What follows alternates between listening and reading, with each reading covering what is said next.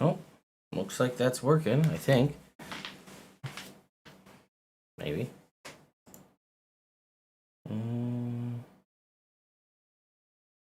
Looks a little blurry to me, but... Okay. Alright, well, hi, Internet. I've got slow mode on, but I might not need it.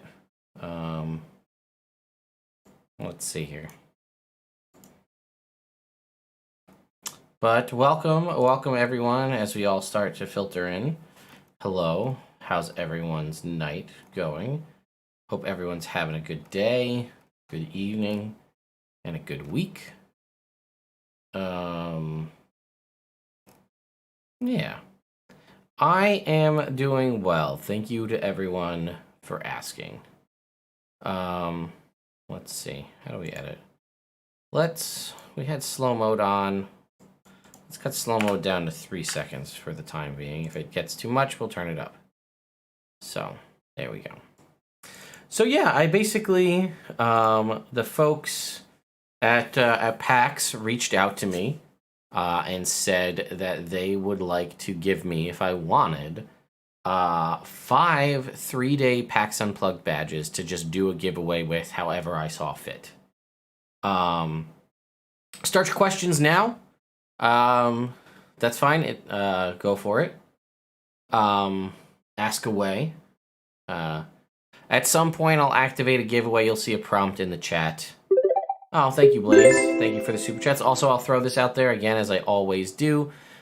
Super chats will, if we start getting inundated with questions constantly rolling through, super chats will take priority just because it pops up specifically. But yeah, I know I've made some friends with the folks over at ReadPop, who is kind of like the PR firm, or part of the PR firm that runs PAX. And yeah, they were just like, hey, do you want to do a giveaway? And I was like, absolutely. Give me them badges. So what'll happen is over the course of this, as time goes on, I'll activate it, and then you'll see a prompt in the chat. It'll stay open for a couple minutes. Then I'll draw a winner at random, and then I'll reach out. You'll basically need to get me your first name and last name that you have on your ID, and then your email address, and then from there, I will basically take that information, and then I can fill it out, send it to them, and then they will send you your badge. The deadline for it is the 15th, so I wanted to get it in now before too much time goes past. But yeah, like I said, feel free to ask away with your questions. So thank you, Zach Harrison. Top 10 good player rules. Yeah, it started off as a joke I was having with some friends in a Discord conversation about making that as a YouTube short video, because that's the stupid kind of thing that like the algorithm picks up on. It's one of those like how to be this, or like don't do these things in D&D, all that kind of stuff. So it does well, so that's why I made that video. But I mean, it's also true. You shouldn't be a dick when you play D&D, or just in general in life would be a good rule to live by. But I also wanted to see what other people are suggesting as their rules, whether they be their top 10 rules or just common rules. And then I wanted to see if I aggregate everybody's thoughts together, is there an overarching theme? And it seems to be there is definitely an overarching theme throughout. Seems like communication. I saw a lot of the players need to get along. The characters don't. And as long as you can maintain the separation, that's okay. Yes, I will be going to PAX. I will be there the whole time. I'll be there on a media badge, which doesn't really do much different for me. It does give me access to the media room, which is a place where I can like drop off my gear so I don't have to carry it around all day. It also typically gives me early access on the first day. I can usually get in like an hour early before the show starts, so I can either shoot B-roll, try to schedule some interviews. And my schedule at the moment, I'm going to the Venture Maidens live play on Saturday evening because they're my good friends, and I think I'm going to film the whole thing for them so they can cut it and use it later. But that's the extent of it. I mean, I have some like unscheduled but scheduled interviews, right? Like there's going to be a lot of folks that I work with or are planning to work with, right? Elderwood Academy, 2C Gaming, Mage Hand Press, all these kind of folks are going to be there. and I would like to shoot stuff with them, interviews or whatnot. Oh, Beetle and Grim also want to do some interviews, things like that.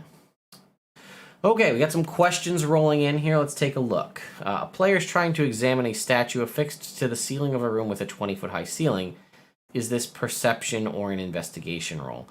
Unfortunately, I don't think there's a great answer to that question. It's kind of, I mean, examine the statue affixed to the ceiling. Yeah, I think it could be either one, really.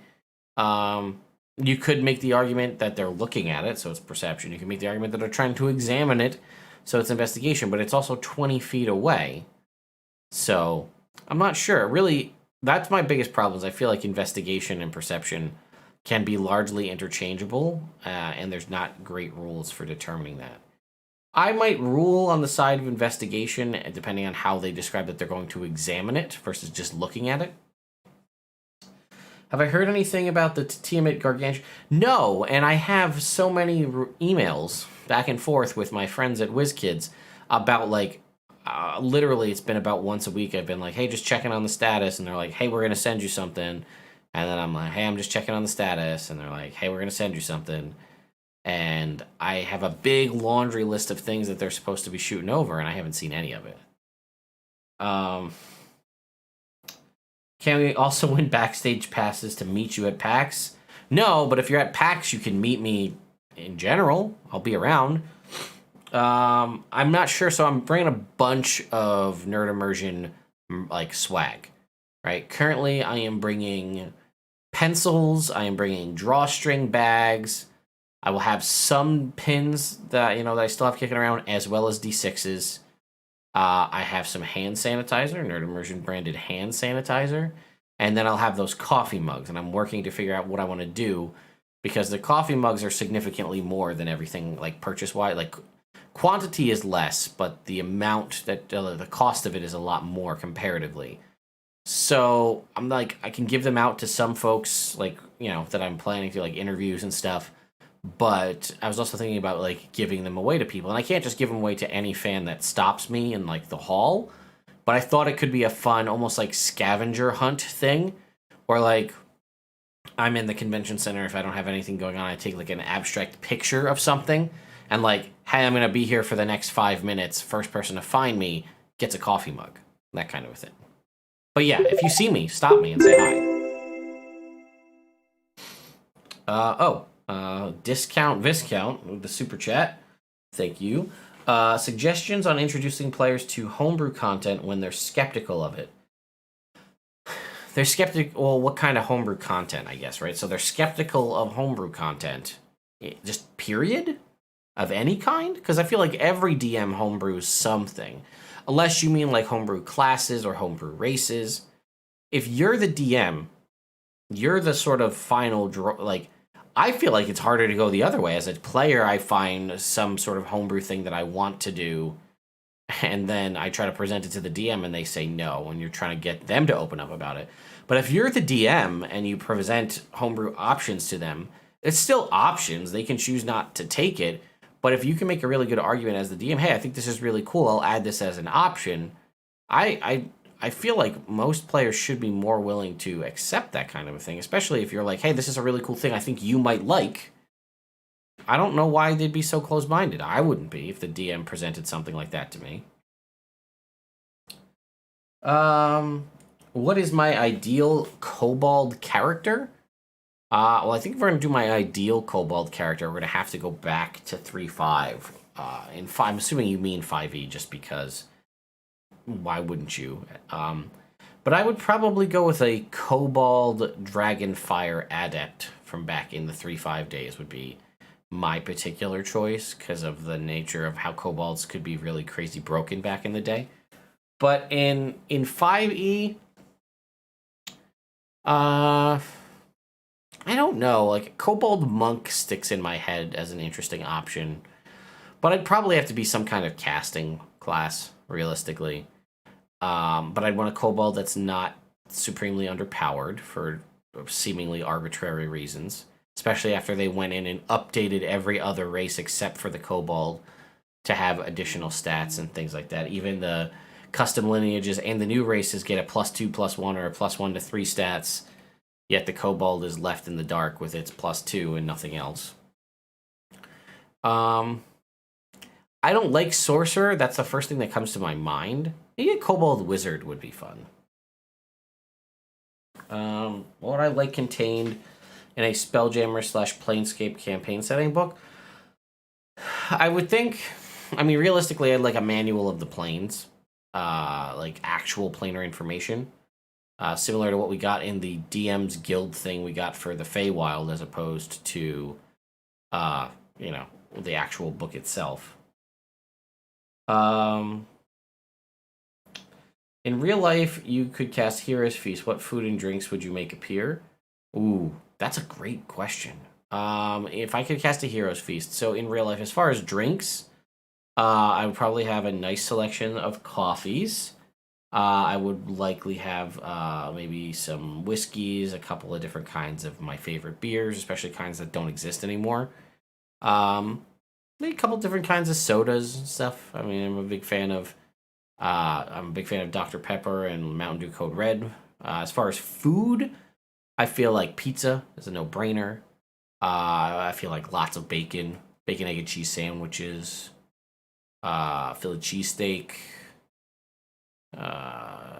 some form of a grilled cheese sandwich, maybe like a shepherd's pie, big old trays of baked ziti. That's probably pretty good. Heavy food for your Hero's Feast in Ted's world.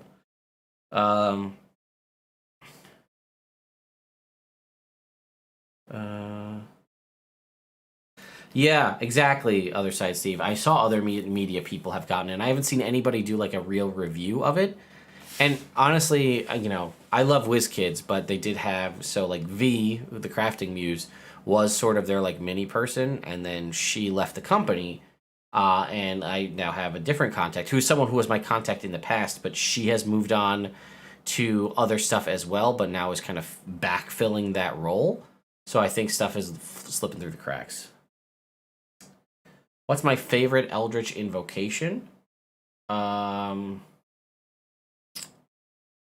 Life Drinker, the one that gives the melee one, the necrotic damage, extra necrotic damage equal to charisma modifier. It's very rarely used, but that's my favorite one. What new feats do I think 5.5e needs? I think it needs less new feats. It definitely needs fixed old feats, and they all need to have updated language to be more in line with the current thing.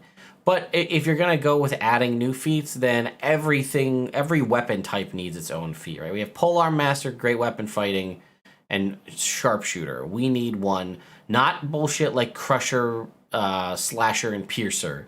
We need feats for the specific item types to make items more cool, weapons more cool and unique.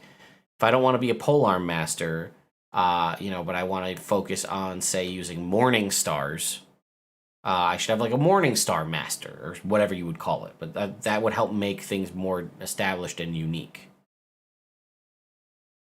Would you be up to compete in a Battle Royale one-shot with other D&D YouTubers? If so, what class would represent your channel best? And would you win? I would 100% would jump into a Battle Royale with other D&D YouTubers.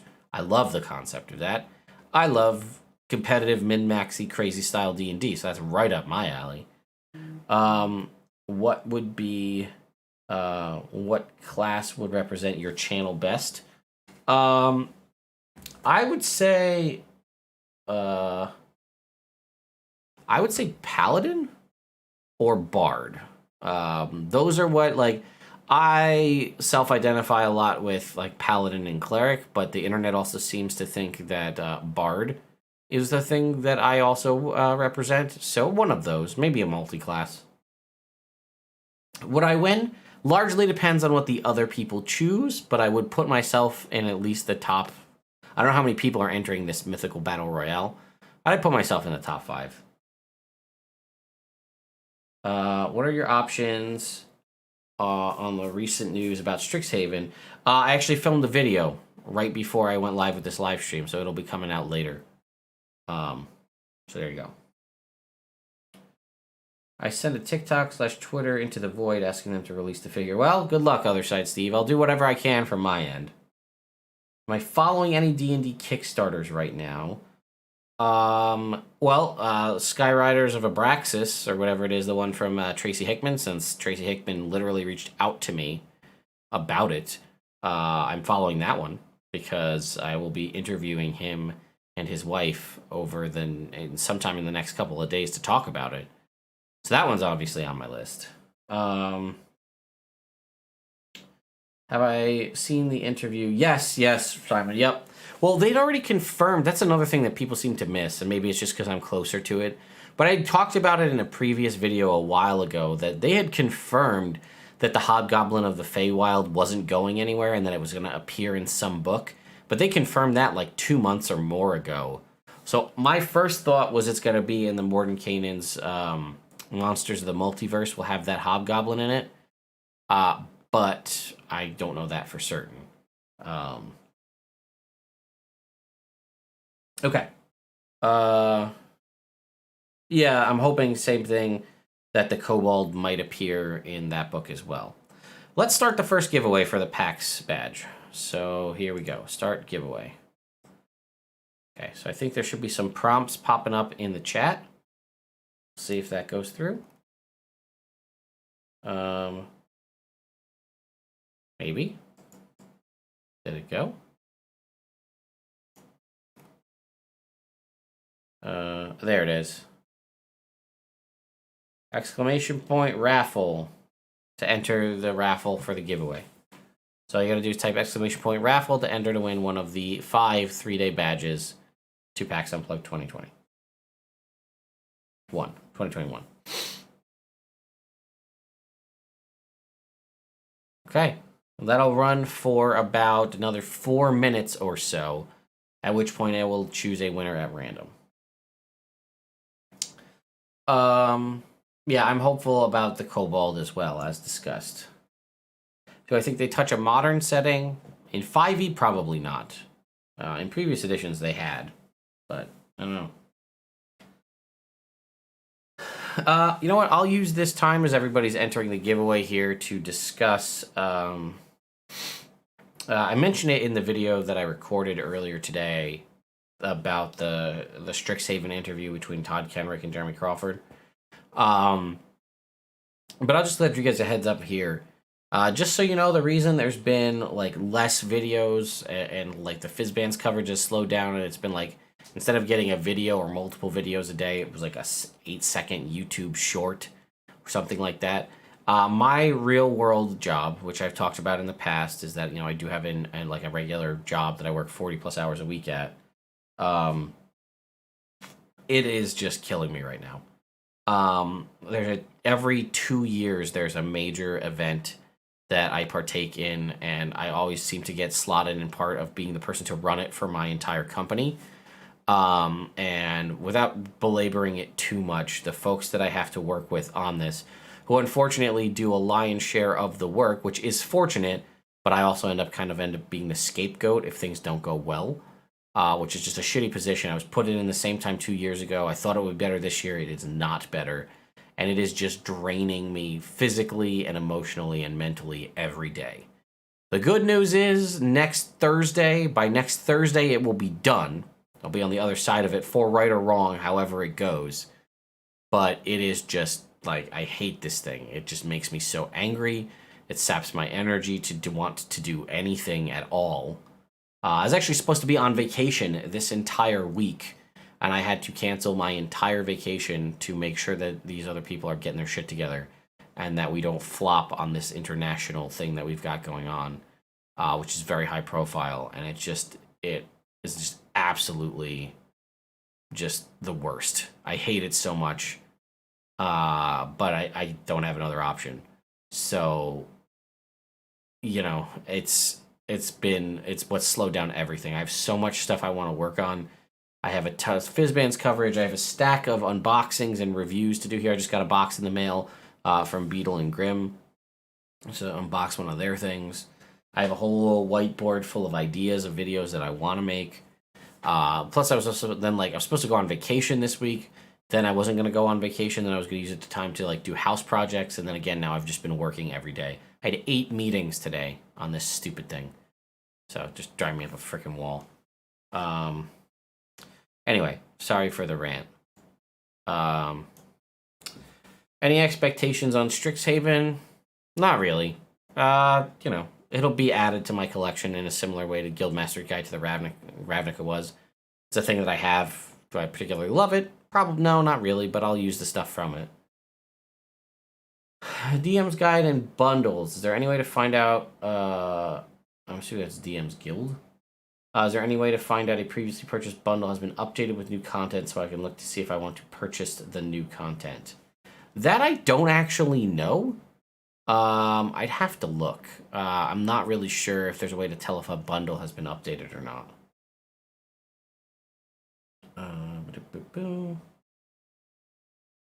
Yeah, well, thank you to everybody for all the nice comments and stuff.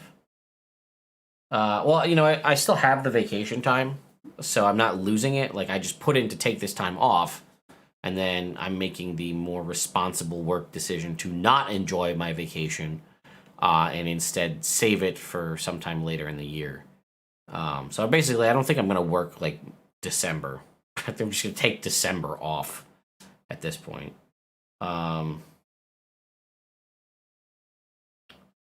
No, I haven't really had coworkers dropping like flies yet.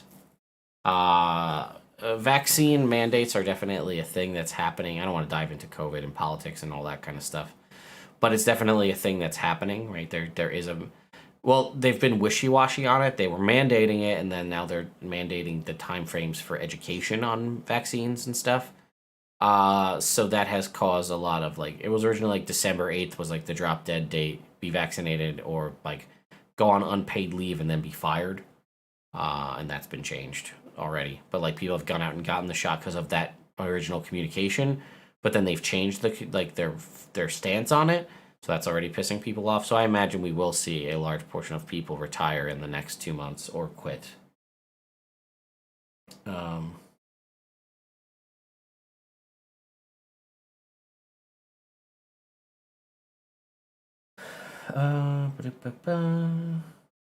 Okay. No, not a trip. I originally was gonna go on a trip to Florida, do like the parks and stuff, but at the time when I was gonna be looking to purchase tickets and hotels and stuff, there was a huge COVID spike. So I was like, oh, I'm not gonna do it. And I said, I'll just keep the time and then use it for stuff around the house, and it all kind of whatever. All right, I'm gonna choose the winner of the giveaway.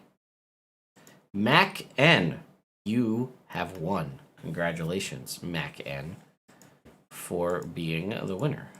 So, great job. Out of the 34 entrants, you have won the 3-day badge to PAX Unplugged. So, what I will say to you, Mac, is to, if you could, either hit me up on some form of social media, whether that be a Twitter DM, Discord, an email to nerdimmersion@gmail.com. I don't want to ask for your first and last name and your email here in a live stream on YouTube.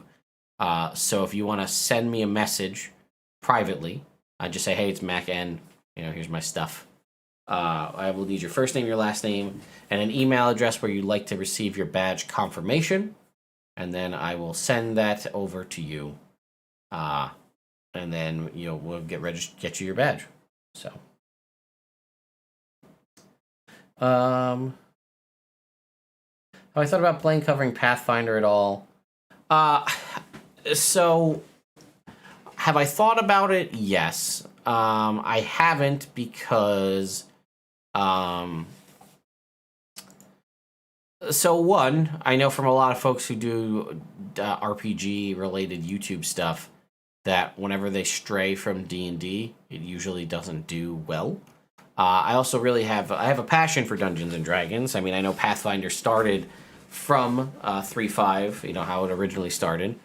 But, there's been a variety of different weird stuff going on with Paizo and things. So, not to say that there isn't weird stuff going on with Wizards of the Coast, because that's definitely true.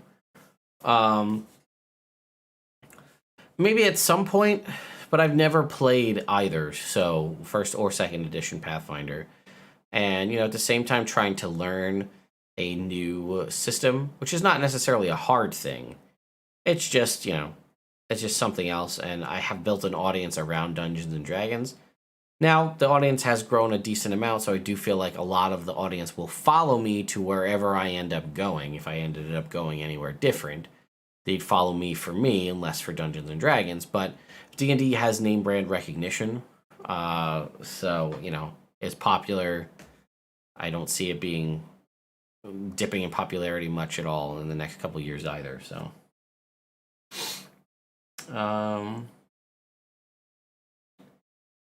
Let's see. What do we got? Oh, yes, congrats again to Mac. Have I seen the new Level Up Advanced 5e books published? I have. I don't know. Didn't really do it for me. Saw some of the folks involved. Meh. Yeah. It might be great. I looked into it. I wasn't too thrilled with what I saw, but, that might be good for some folks. I do know of some stuff that's in the pipe for some other people that I would be very excited about and will likely be sharing news about in the next couple of months. So stay tuned for that. On your Fizzband stream, you said you liked the book, but after thumbing through it myself, it feels so extremely light. How solid was this in comparison to Draconomicon? Do you mean Draconomicon, the DM's Guild book for 5e, or Draconomicon, the 3.5e book? Because it definitely fails in comparison to the 3.5e book. And the DM's Guild one, I'm actually working to make a video where I compare those two. They're sending me a print-on-demand version of the book to do a comparison. I will say, as my coverage has increased on Fizzband's Treasury of Dragons, I have my taste for it has sort of softened. As I read through things, and I remember the hype of the new book and the live stream and early and all that fun stuff definitely hypes things up more than than it was after you take some time to quietly read through the book and review it yourself. I'm not sure. It's an okay book. I think I'm less happy about it, less excited about it than I was when I first made the live stream.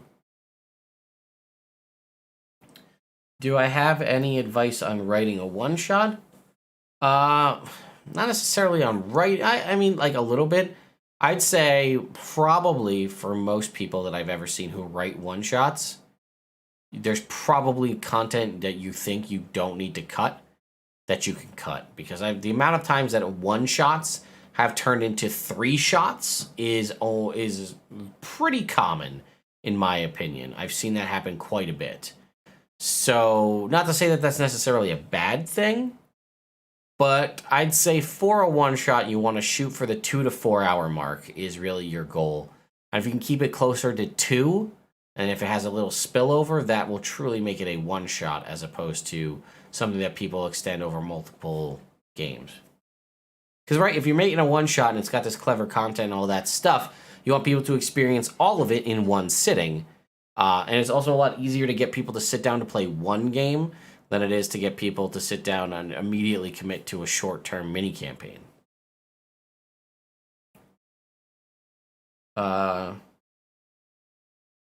What's it like to get to level 5? I've never had a group last that long. Well, Buzz, I'm sorry. It's great. That's all I have to say. Level 5 is great. I'm sorry you haven't gotten a chance to experience it.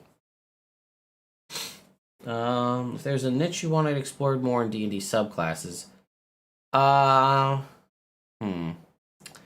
say elementals stuff and necromancy stuff, more stuff explored in that direction. The new player wants to get some stuff on D&D Beyond. What would you recommend besides PHB? Either Xanathars or Tashos or both. Those would be the 3 kind of player resources.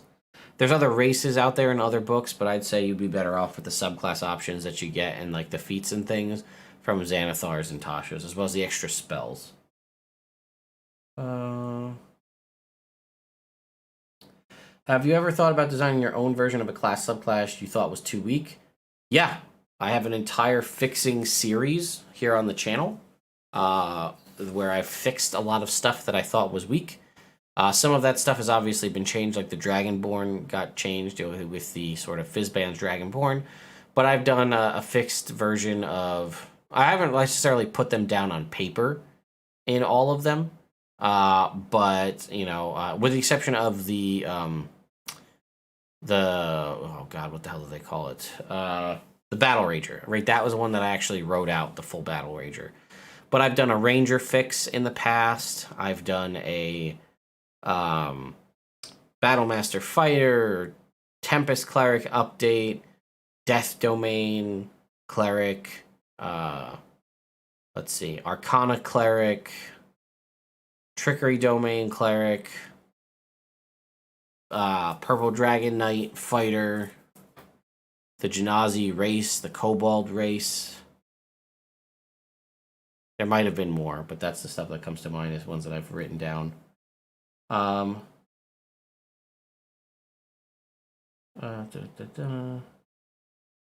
Ever played any of the DM-less TTRPG stuff? No, I actually have a bunch of the solo stuff where you get to play like a solo game. And I am planning at some point to do that as like a live stream series where I play through it with you guys. Like as part of a live stream. I could do it as a standalone thing, like its own series of videos, but I think it'd be more fun to do it as a live stream to play through this, sort of roll up my character and play through it live.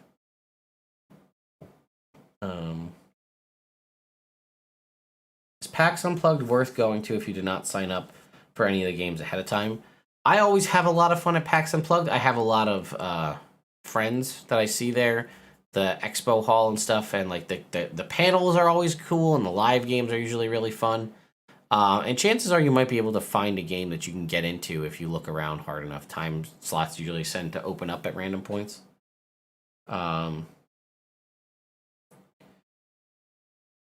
Okay. Advice on one shot after just having run like 3 in a row. Skip all the quest collection and shopping stuff and just start right at the dungeon. Yeah, you can lose an entire one shot to like town shopping stuff if you allow it to happen. Necronomicon, yep. Libris Mortis, yeah, I knew what you meant, but I agree. The most recent one shot I've participated in wound up being a multi-month campaign. That also happens. You can pick one environment setting for a new 5e campaign. What would it be? Desert? Desert's probably one we haven't really done.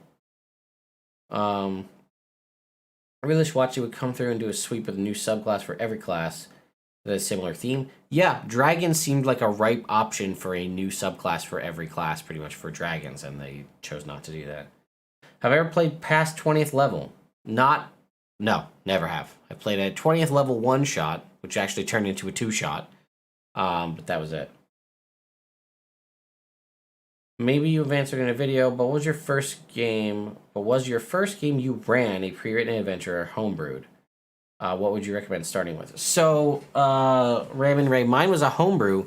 I didn't actually know that there were pre-written campaigns when I first ran my first game. I thought you had to make it up. I didn't know that there was stuff that you could run. Just had no idea, because my first DM, the first time I ever played D&D, didn't run a pre-written campaign. He made it up, which sounded like he had his own storyline in his head, and I just thought that that's how you DM'd. I had no, because again, I was the first time I ran Dungeons & Dragons, I was running 3.5, and I knew from all of my build research and stuff that I'd done in the past, I knew about all of the source books, right? The Complete series and Draconomicon and Libris Mortis and all these other ones that provided character and like monster stuff. But I had no concept that there were books out there that just told you how to like had a campaign that you could just pick up and run. So I just ran it completely like off the cuff, made it up. I had no concept that that was a thing you could do. So that's how it went for me. Had I known that pre-written campaigns were a thing, yeah, I probably would have ran one of those, but just because the structure, and obviously you can tweak and change things as you go, but One shot should pretty much immediately be able to action combat within the first 10 minutes. You have all week to shop. True. Yep. So Joseph Merrick, there's a video I already recorded on that. But yeah, as I stated earlier, there was a video. I made it in a video, but months ago they confirmed that the Hobgoblin of the Feywild was going to appear elsewhere. So not new news, but apparently new news to a bunch of folks because that's the first time they were hearing about it. Let's do another giveaway. Starting a giveaway. You'll get a prompt in the chat for another one of the badges soon. Welcome everyone new coming in. Planescape seems more likely, incredibly likely. What player options would you like to see to accompany that? It's hard to say, right? Because I know I don't have like a huge working knowledge of Planescape, the material. Like I know about Planes of Existence, sure, but like Planescape itself, I don't have a ton of information on. So, you know, I would just say whatever stays truest to the classic information that will make the fans happy is just the best move that they could do.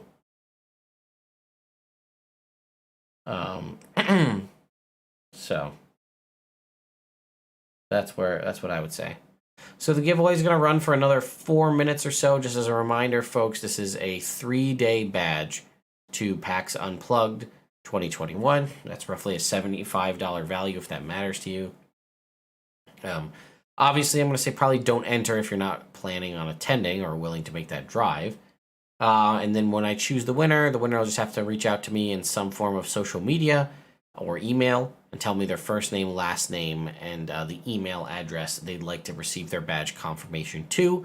And the next couple of days, you'll get an email from the PAX team telling you that here's your badge. First time I DM'd, it was Lost Minds of Phandelver. It was bad, and I did one session after that. 1.5 years since starting DMing. I've always used my own world. Yeah, it's you know, it's some people don't like to create their own world. Some people like to adapt existing worlds and just tweak them. So my first long-running 5th edition campaign was in the Forgotten Realms, but it was my version of the Forgotten Realms. Yes, it did have a lot of canonical places to the Forgotten Realms and important things and whatnot, but it also had my own spin on it.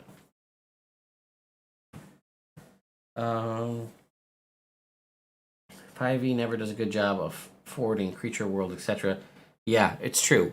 The best, like I said, everybody wanted the Wild Beyond the Witchlight to be a source about the Feywild, and then all the really good Feywild stuff was released in a DM's Guild thing that you had to purchase separately. The DLC, if you will.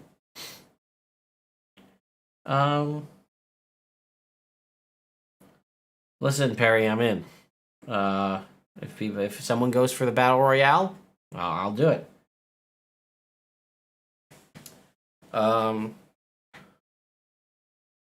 Any advice about sandboxing? It's tricky, right? You know, you're going to give your players an entire sandbox to play with. As long as you fill the sandbox with fun things for them to enjoy. And I would also say, consider it from your perspective. If you were a player playing in your sandbox, would you have fun?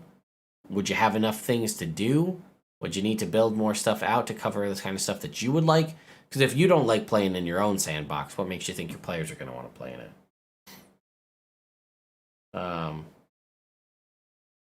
Yeah, listen. I'm not saying that. I'm not paying for your hotel, your plane ticket to PAX. PAX Unplugged gave me badges. That's what I got for you.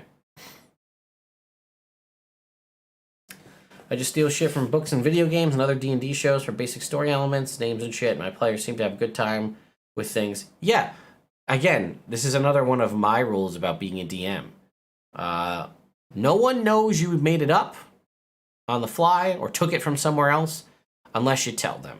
Now, obviously, if it's very much clearly, you know, everyone can tell that, like, oh, yes, there's a cerulean, small, spiky creature that moves with extreme speed and has an affinity for collecting small cylindrical ring-shaped objects.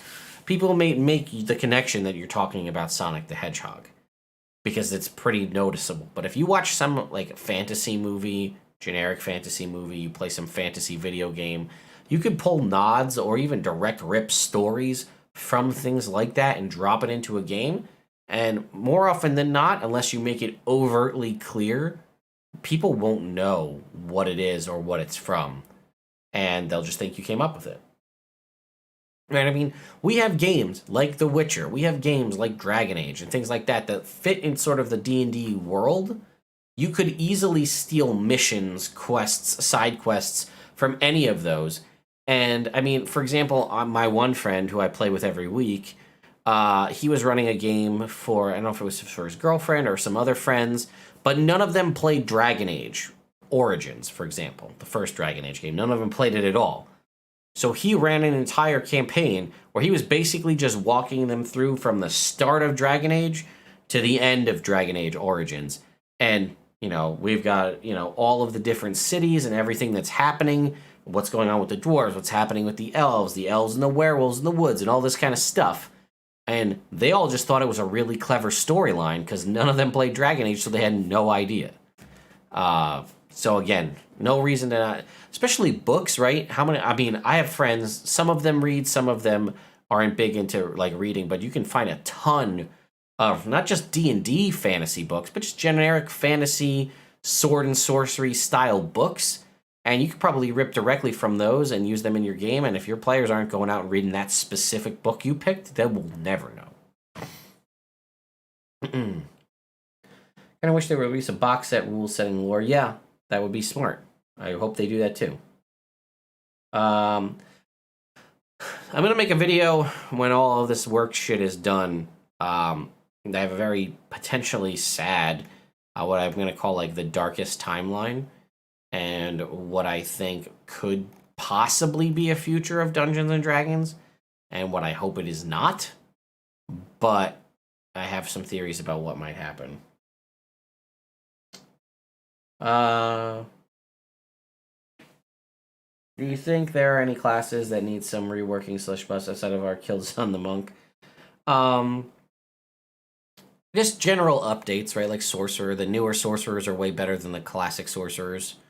Updating those. I think Ranger needs a rehaul in general. It's a little bit better. Drake, like certain classes, subclasses like Gloomstalker and Drake Warden are good, but it does not fix the Ranger. It's just a better designed subclass doesn't make the class viable. We're gonna pick our winner, Sebastian 3457. You are the winner of the next PAX Unplugged badge. I've ever PvP moment? Yep, I've had a couple. What's the favorite homebrew monster that I made aside from the Swollbold?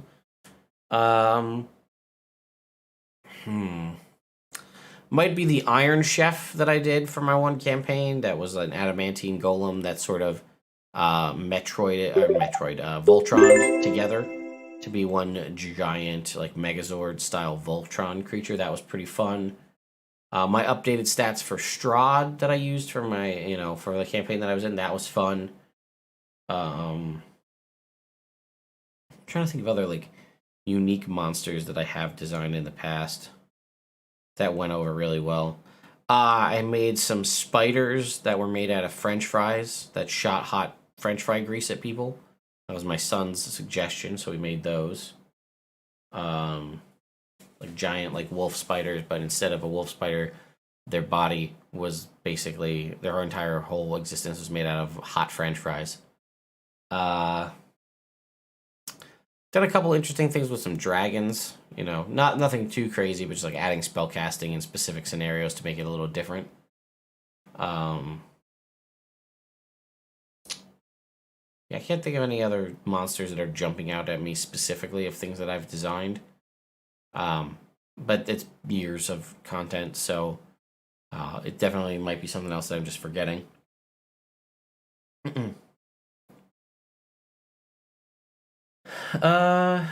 Okay. What upcoming shows or movies are you looking forward to? Well, I was gonna go see The Eternals tomorrow, because as I told you, I canceled my vacation this week, but I have Veterans Day off, which is tomorrow, and for in a stroke of just luck, my daycare is open on Veterans Day, so I was actually gonna be able to take my kids to daycare And my wife also took this whole week off because we planned to spend the whole week together, and then my work shit got in the way.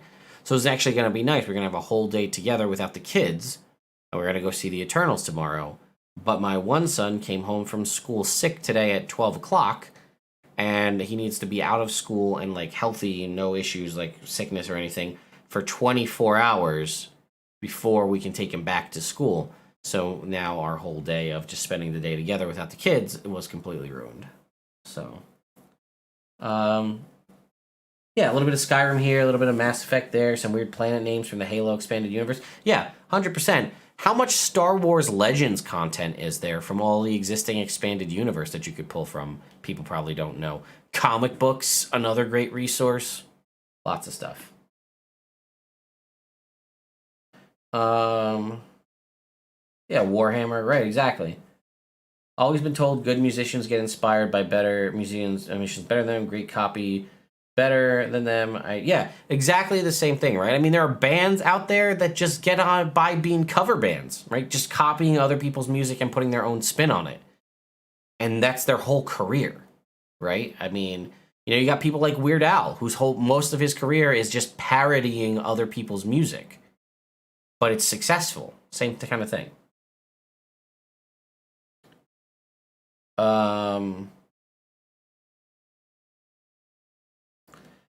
Bradford. So Sebastian, I'll just say, since you won again, reach out to me on a form of social media, first name, last name, and email you want to receive your confirmation at. Thank you. Okay. Most funny DM fail you ever had. Thank you, Bradford, again for the super chat. Most funny DM fail I ever had. Oh boy. There's definitely been some where I'm like, oh wow, that wasn't supposed to work like that at all.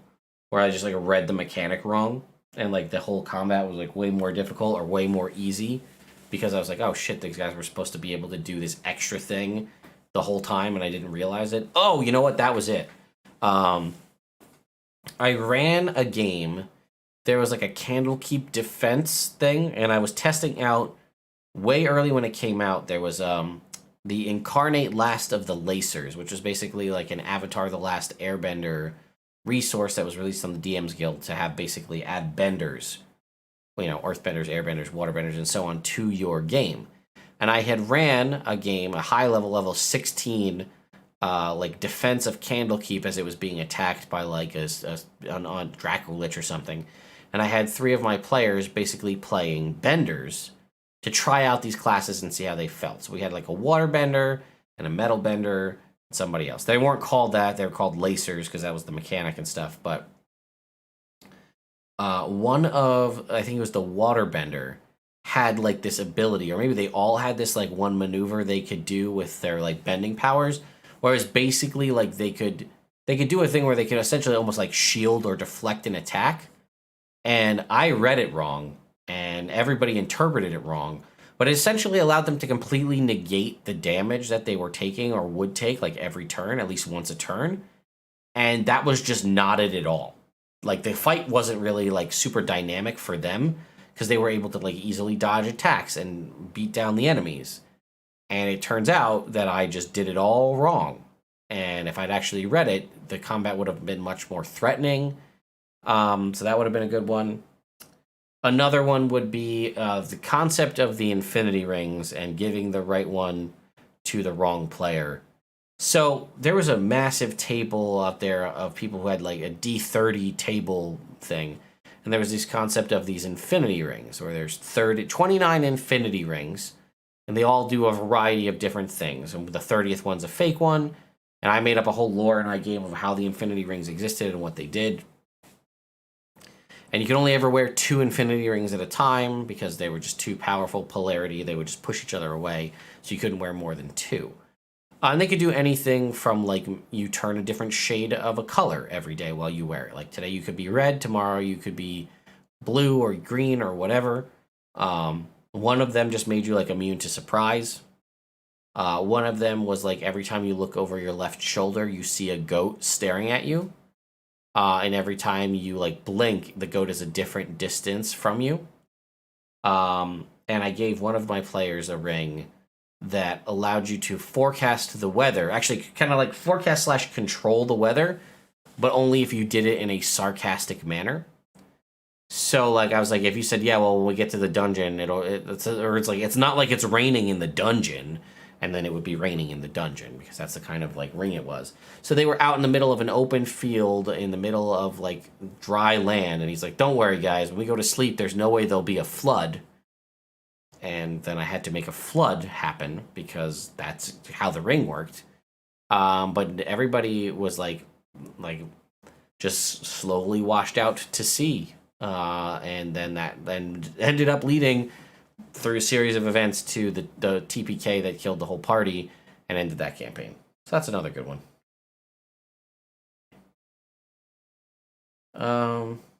Stealing supervillain plot lines. Yep. Do I have a favorite D&D artist or a book that I felt had particularly good art? I do feel like Fizzbands has really good art, but I hear that most of that is just recycled Magic the Gathering art. As far as like official D&D books, nothing really jumps out at me as far as like outstanding art. There's some other resources, like the stuff from Jetpack 7 has really solid art, and actually a lot of the really iconic art in any of the D&D books that you know has also been provided by Jetpack 7.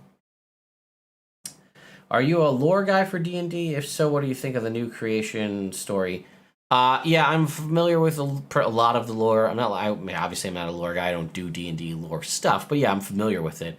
Yeah, I'm pissed about the creation story and like how these casual flippant changes to the lore kind of bug me, because you're like overwriting and rewriting, decades of D&D history with a poem that basically changes everything. You basically introduce and then kill off Sardior, the Ruby Dragon. You negate the existence of Steel, Mercury, and Song Dragons and stuff. It just bugs me. It is what it is, but, I'm not happy about it.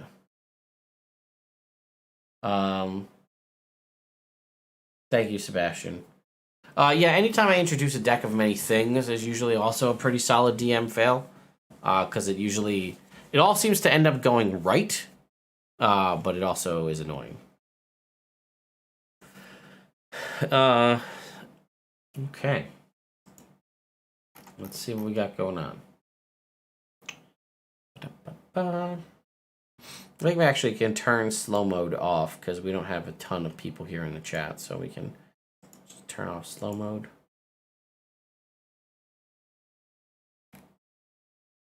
So there we go. Slow mode is off, so feel free to send as many messages as you like.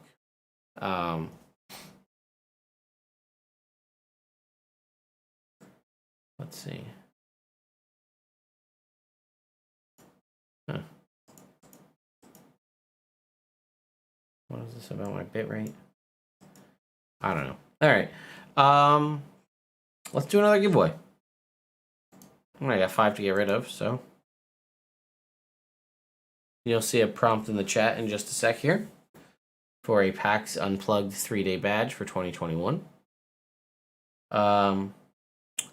Yes, I did a little bit with the Kickstarter stuff with Jetpack 7. I helped them write some stuff for Blackstorm Realms, which is still in production. Team is portrayed as evil bad, and yet she's the one defending her home. Yeah, the whole Tiamat thing kind of is weird. Bugs me a little bit, too.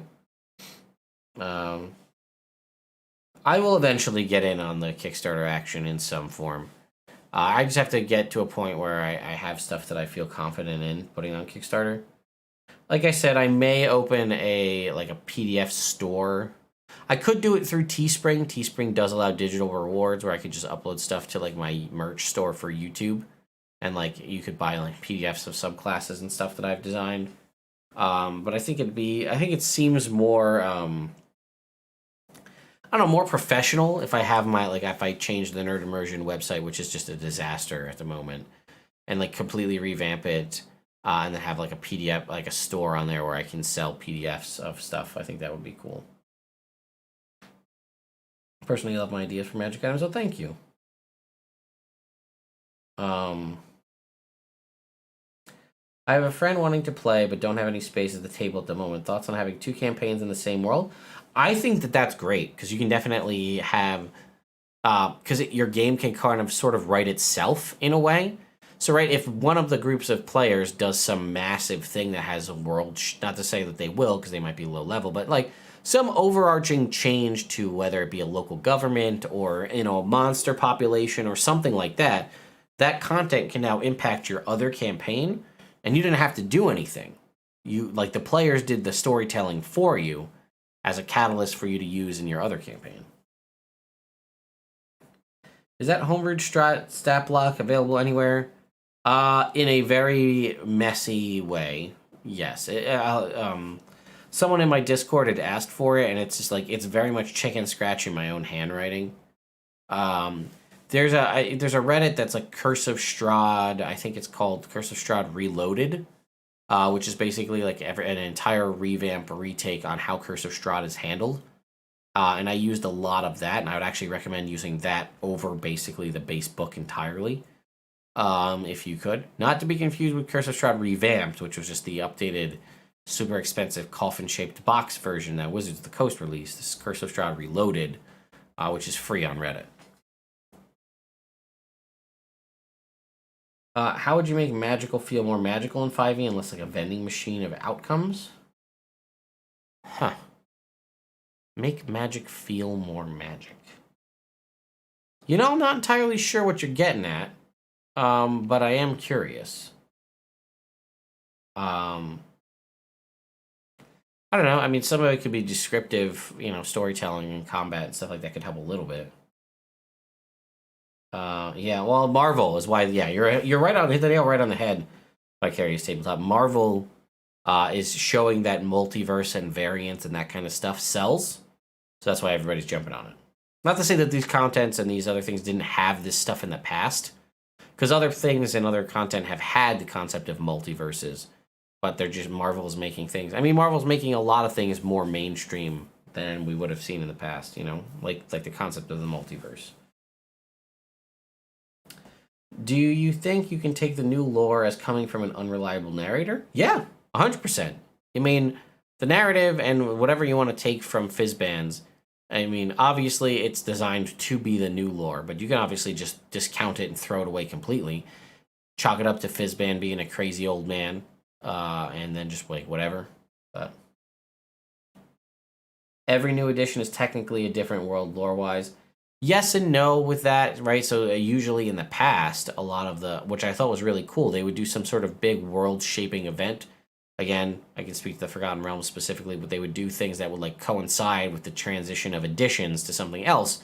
Would be a big in-game, in-world like event, like the Spell Plague or the Sundering, that would lead to the transition into the new edition. And then 5th edition, they just kind of negated anything prior to it. Any tips for writing my first long campaign? I'm really bad at that, so I don't have great tips for you. There are a lot of resources out there for that, and as I start to get into writing my second season campaign in my homebrew world, I do plan to start to actively use some of these online tools and resources, and if they go well, I will make videos on that, and you can kind of come along with me on the process. Because right now I've just basically been using structured Google Drive folders where I just drop documents with information in it.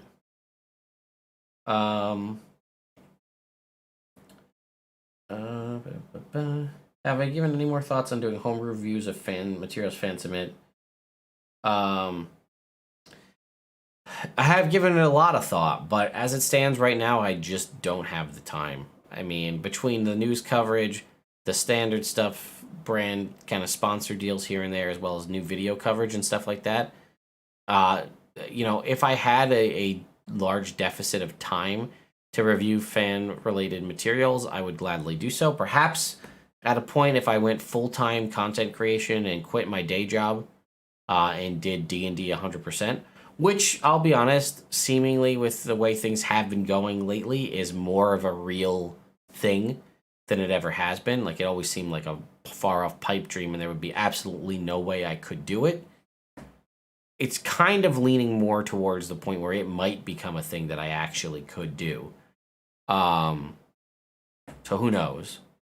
But if that was the case, then I'd have a lot more time to do live streams and, like, streaming of gameplay and things like that, and maybe get to some more things.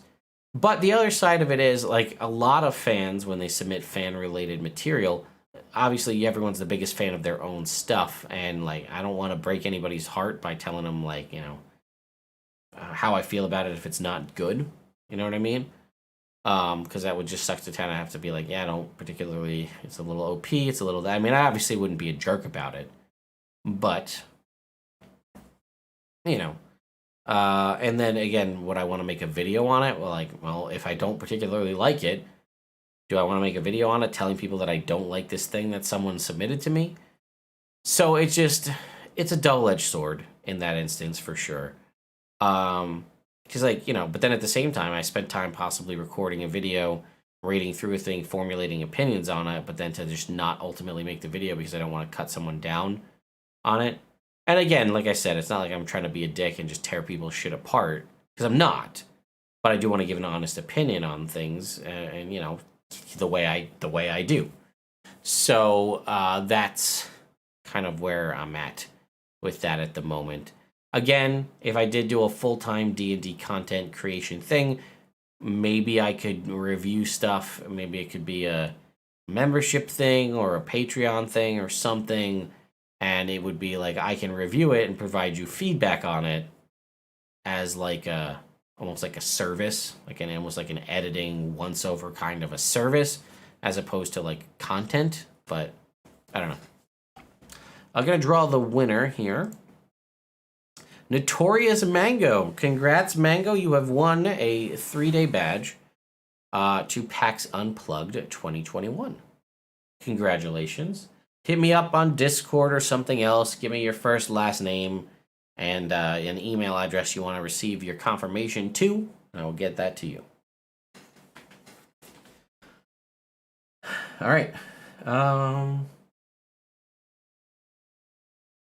Let's see. I always treat differing lore as kind of folklore. That's a good way to... Any cool ideas for magic items for low-level warlocks? My players have one, and I don't know what to give them. If you're looking for homebrew stuff, or you're looking... I don't know if you're looking for homebrew stuff or existing stuff, but as a warlock, anything that will give them more spells. It doesn't necessarily have to give them more warlock spell slots, or anything tied to their warlock spells, but just the ability to cast more spells. Because, right, warlocks have, at low levels, 1, maybe 2 spell slots, a couple of invocations, and typically Eldritch Blast. So, they usually have to make a very hard decision of, is this one of the times that I'm going to cast one of my spell slots? What's the situation with short rest? Can we get them back? So if you give them some item that lets them have access to additional spells they can cast, that's huge. Whether that be something as simple as a Wand of Magic Missile, maybe something a little more powerful that has charges that lets them pick from 2 or 3 different spells, that's a big boon for a warlock for sure.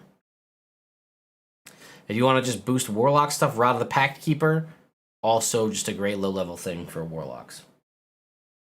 Have I heard anything with the dungeon dudes in their campaign setting, Dungeons of Drakkenheim? I've heard of it. I've not heard anything from them or otherwise. Maybe I'll bump into them at PAX Unplugged if they're there, and then we can talk about it. But I have not heard anything of it. The Hickman interview will be exciting. I have not heard back. I responded, excuse me, responded to the email saying, yes, I'm interested in doing the interview. I'm waiting Tracy's response. Okay. Yeah, I do have an idea for top 10 Warlock videos and things like that, but, if you ever get to the point where you're reviewing homebrew content, currently working on combining about 5 years of homebrew content into a single PDF. Yeah, that's awesome. That's a lot of work. Way to go. Every different DM takes place in different... Yep. Wand, scroll, staffs. Yeah. Again, any sorcerers want spells. That's their thing. Sorcerers. Warlocks want spells. That's the thing they don't have. Could be, yeah, I mean, if you want to do homebrew unique stuff, you could have fun things tied to their patron for sure. Yeah, service might be the way to go. So, I mean, like I said, I'm not trying to push Patreon. I'm not trying to push YouTube memberships. I get, thankfully I've been signing some brand deals and some long-term contracts with some folks. So I'll have I signed a temporary contract with a beard company, which is pretty cool, for like beard care. But it's actually a fantasy themed beard company. Like their things are like Druid's Mist and like Barbarian Rage, and it's very much a D&D based company. And I've been playing around with the products a little bit, and they're pretty nice. So, I'll have some sponsored videos with quick hit sponsorships and affiliate links and stuff like that. And then, as well as working in some long term contracts in the near future. Like, we're talking like 6-month contracts for sponsored videos. And again, those are pretty nice. So, that between YouTube growing and stuff like that can definitely help to push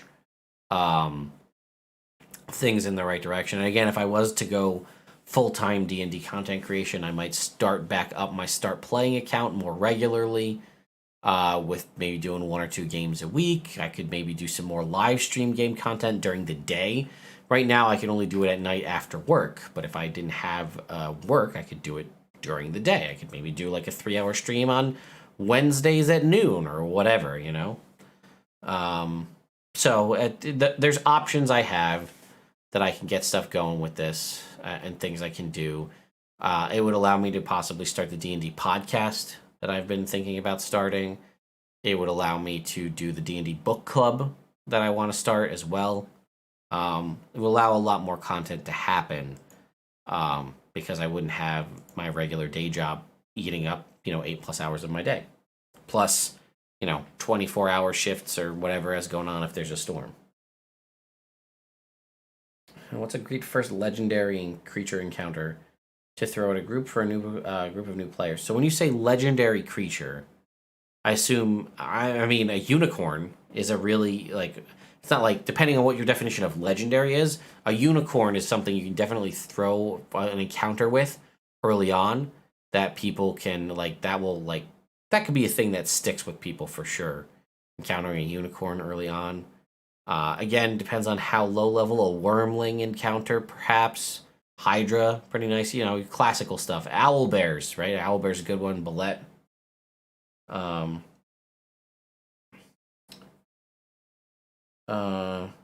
Yeah, using spell points instead of pack slots, so you're no longer limited to spells. Yeah, spell points is an option. I think it's a little messy. I'm using spell points right now in our Scalebound campaign, and it is a little complicated. Stay tuned. I'll have some stuff coming out about some updated content for 5e. How would I run and build an Eloquence Bard Hexblade multi-class? Start with Bard, probably, to get the extra skills. Then, Hexblade, you probably want to go at least 6 levels into Hexblade or into Warlocks so you can get the 2 attacks. Then maybe, yeah, that would actually pretty work. You could do like 6 Warlock, 14 Bard would be pretty good. That wouldn't be bad.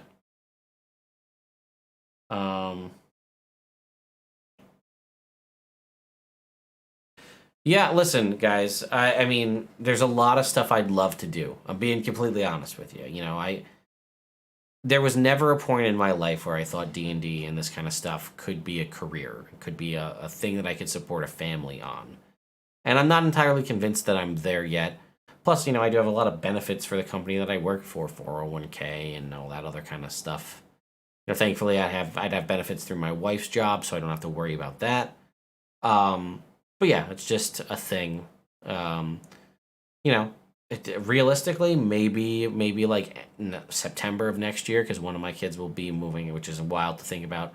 My oldest will be going into kindergarten, which means that I won't have to pay for like daycare costs all day for him. So if he was to go to kindergarten and I was to go full time, get him on the bus in the morning, and then be there to pick him up from the bus in the afternoon because I'll be here at home, and then now I don't have to pay for daycare costs for one of my kids. That could be big. That could be a huge cost savings, every month, which could definitely help push content creation as a real thing for me. But to that point, then I would need to make sure that things were going well enough with the channel, and then I would need to make sure that the decisions and moves that I make are smart moves. You know, whether what kind of content I pursue and stuff like that.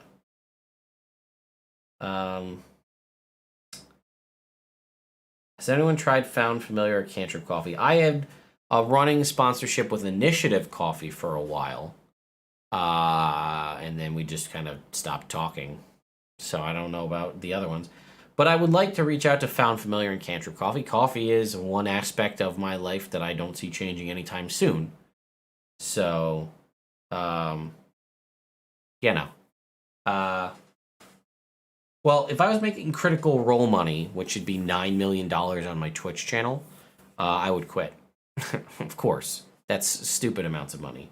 That's multi-million dollars. I mean, their sponsorships have to be tens, if not hundreds of thousands of dollars for their sponsorship spots, I got to imagine, right? For their stupid little like gags they do at the beginning of every episode has to be, got to be like tens of thousands of dollars, if not more so. So, yes, Mango, first and last name, email address, yep. That 9 mil was just from Twitch revenue, and Twitch has a different market share. Like, I think the best, I don't know how it is for Critical Role, but for Twitch, it's like, for most Twitch partners, it's like 70-30 split. Something like that. So, and that was $9 million earned, and that was just from that. That wasn't including literally anything else. That was just Twitch. Not including syndication on YouTube or anything they make via anything they've done on Spotify or podcasting and merchandise and any of that stuff.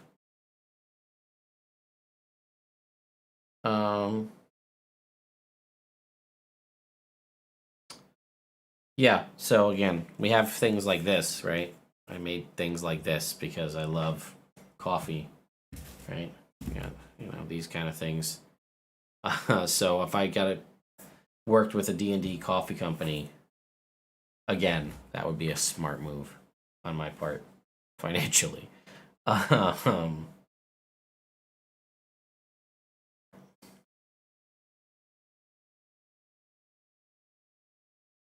Yeah, you know, I try to, I kind of pride myself on a D&D everyman, if you will. So I try to keep things down to earth and approachable, which I also feel like helps people feel comfortable approaching me at conventions and stuff like that. Because I don't seem like I don't want to say like a YouTube celebrity, but you know what I mean. Like I seem like a regular person, which is what I strive to be. I just have a lot of opinions and thoughts on D&D, and I share them with people on the internet.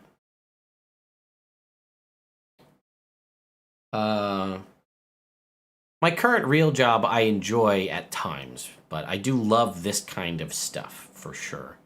And I have, it's frustrating to me the amount of content that I would like to make for my YouTube channel and D&D related stuff that I'm unable to make because of my real job. You know, there are PDFs and, you know, whether it be DM's Guild, Drive Through RPG, you know, Kickstarter, whatever, there's stuff that I've been sitting on that I want to release for so long, right? My Necromancer class, I was working 2 years in a row. I've been trying to release this Artificer subclass for Halloween, and I haven't done it yet.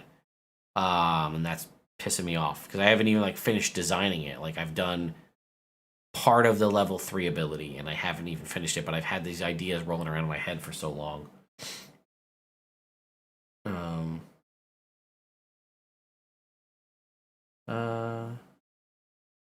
Yeah, right, exactly. I have no, you know, I'm good on Critical Role. Like they have a company, they have employees to pay, you know, benefits and whatnot. So I mean, it totally makes sense. But like that's a multi-million dollar corporation, not, you know, one dude.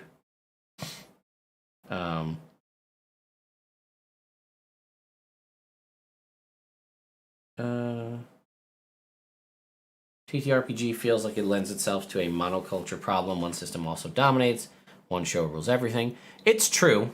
You know, it's like what someone asked early on about, like, would you do Pathfinder? It's like, I could, but realistically, the money's in D&D. So, but like, you know, I play other stuff, right? I play other video games and things like that. Would I stream that stuff? Maybe. Would people want me to stream it? Sure, some people would. Like I said, I've told a bunch of people that I'm really back into Destiny right now. What if one time you logged on to YouTube and you saw Nerd Immersion is live doing Grandmaster Nightfalls in Destiny with a group of people you don't know, whose face you don't get to see? Would you care? Would you be interested at all? Portion of you, yeah. The majority, probably not. And that kind of does this thing where it sort of divides the people. They don't want to see me playing Destiny. And like that would be an okay thing, I feel like, to do on my Twitch channel. But I'm trying to move away from Twitch because I have issues with a lot of the policies and the bullshit Twitch has been doing, so I just don't want to use it anymore. And YouTube seems like a better option, and they're constantly innovating and adding new features, whereas Twitch is pretty much stagnated for the past 2 or 3 years. So, I don't know.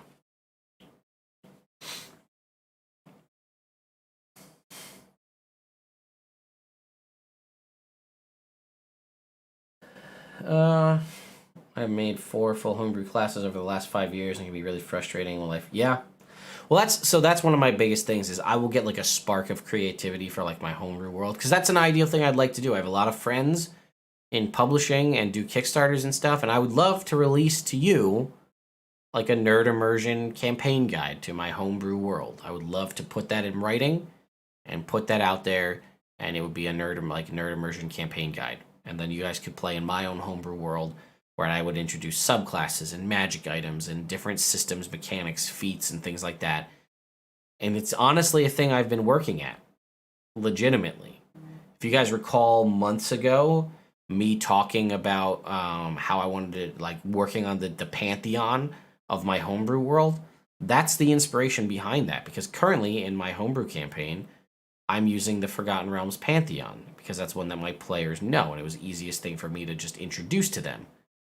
But I can't use Forgotten Realms IP in a Kickstarter because I will get sued out the wazoo by both Ed Greenwood and Wizards of the Coast. So I need to come up with my own pantheon. So that was part of the whole thing. That project has just basically sat, and I haven't even touched it. But that's a thing I was working on in hopes to build that out for making my own campaign guide a reality, so that I could have my own pantheon. And then that makes everything feel more real, more mine, right, in that instance. So that's a thing I would like to do. Put out a Kickstarter. There's a bunch of you out there who like the stuff that I do, and if I was going to tell you that I was going to provide one new subclass for every class in the, all the base classes, new backgrounds, new feats, new magic items, all done in a Nerd Immersion style that fits within the context of my world, but is usable in any D&D 5e campaign. I bet you a bunch of you would jump on board and want to back that. And if I could do box sets with physical things and gilded covers and dice and whatnot, you'd probably be interested in that too. And that's the kind of stuff I'd love to do. But it's a labor of love that I just don't have time to set aside to do right now.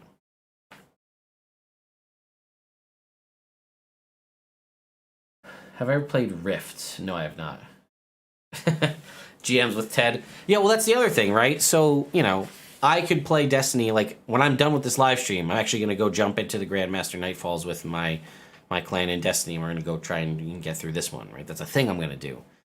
But, like, a lot of people like to play games with the streamer, right? Like, would you guys want to play games with me, playing something that's not D&D, right? Like, hey, I'm going to go play Smash Bros, and I'll open up a lobby who wants to come play, do casual Smash Bros arenas, right? Like, that's a thing I could do. Or, like, hey, wants to go play Guild Wars 2, we're going to go do a GW2 raid, or go do some living story catch up for Guild Wars 2 to prep for End of Dragons coming out, or, Baldur's Gate 3 with friends, or Destiny, or, I don't know, whatever, you know what I mean? Like, video game content would be awesome. Pokemon, right? Let's do Pokemon Showdown battles. Like, let's go. Let's see how we do.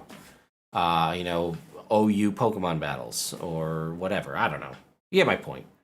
It's a lot of stuff I could do, but it diversifies the channel away from just Dungeons and Dragons, and that's where the fan base truly is. But would that be fun for me? Absolutely. Would it be good for the channel? I'm not sure. I think part of running a YouTube channel is if you want to do something different, start a different channel. Yeah, that's absolutely true. Different channels, for sure. Keep seeing people. Yeah, well, that's the problem, right? You know, like, I could stream gameplay on my second channel. Like, when we play every Tuesday night, I could stream that on my second channel. And it probably would be fine, but if I stream it on this channel, in theory, you could pull more people to it. But at the same time, am I losing out on revenue by streaming every Tuesday my homebrew campaign? Or no, like the game we're playing in right now, versus where was I just stream it on my secondary channel and just keep things separate, you know what I mean? It's a wonky thing. I mean, we did a whole Baldur's Gate 3 playthrough on Twitch when we were still doing Twitch. That's over on the second Nerd Immersion Plays channel. We did a whole playthrough of the whole beta, or the whole what's early access of Baldur's Gate 3.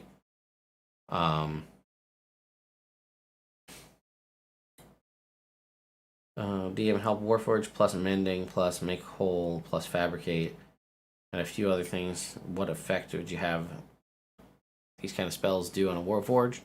I mean, if you want to change them to be, you know, beneficial to it, you could make things. You could just use things like Cure Wounds versus Spare the Dying versus the Heal spell, and just kind of change those to be similar things, but for Warforged only. I'm circumventing the Pantheon issue in my homebrew world by turning the players into the Pantheon. Oh, that's cool. There is only one Ted from Nerd Immersion. You're not wrong, but I hear your point. What, I heard something about Destiny 2. I realized you were playing it a bunch. And yeah, well, that's the thing. This is the problem, right? Well, not a problem. It's a conundrum that I find myself in. I personally dislike the way the OGL5e works, which is why I'm not selling my stuff. I just want to make it and give it to masses for free, which is a thing you can absolutely do, right? Just provide stuff for free. Good luck with Proving Grounds. Yeah, I know. Proving Grounds is a bitch.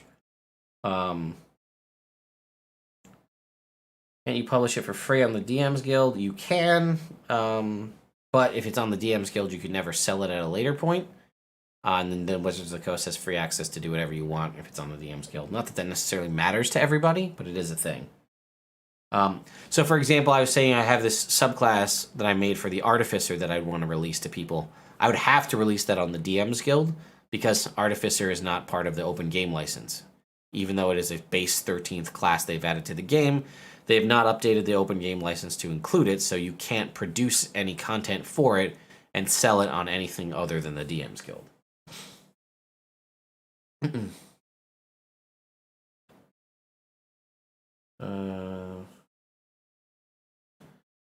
I know you can move between attacks, but can you use a reaction or a bonus action between attacking? Yes, you can.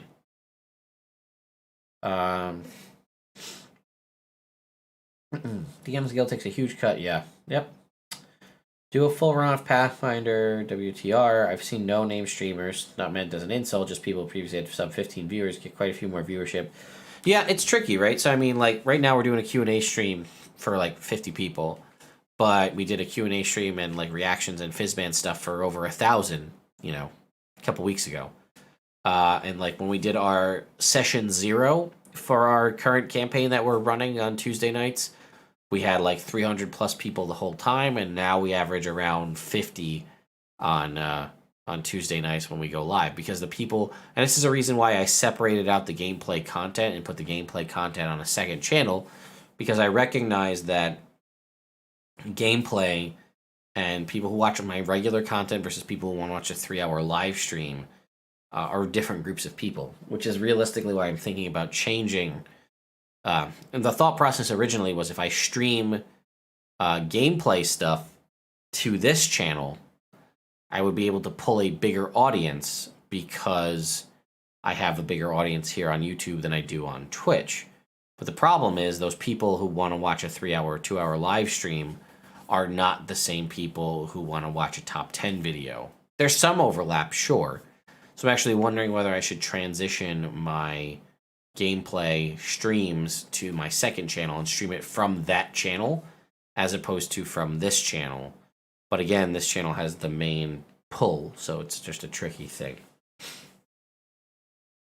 Have I tried Starfinder? No, I've heard of Starfinder. I even own some of the minis from Starfinder. But no, I was wondering if Wizards of the Coast was going to go that route, possibly with something we see in 2022. If the OGL was updated to contain all of 5e content, it'd be worth a fair bit more than the state it's in now. You take 30 levels on a character. What mix would I take? 20 Paladin, 10 Bard. What are your thoughts on falling and then using something like Misty Step or Dimension Door to safely land? I'm fine with it. A lot of people have an issue with the momentum, right? They're like, if you fall all these feet and then you Misty Step up 30 feet and then just fall the 30 feet, or Misty Step up 5 feet and then drop. So I've seen a lot of people have issues with, do you carry all the momentum, or do, when you use the teleport, do you arrest all momentum and then reset it when you do that? And I'm okay with that. I think that that's fine. If I want to like jump out of a plane or something and then drop and then like Misty Step up 5 feet above the ground and then just land safely, I think it would cut your momentum and stop it. Other people feel like you'd still maintain it, so I don't know.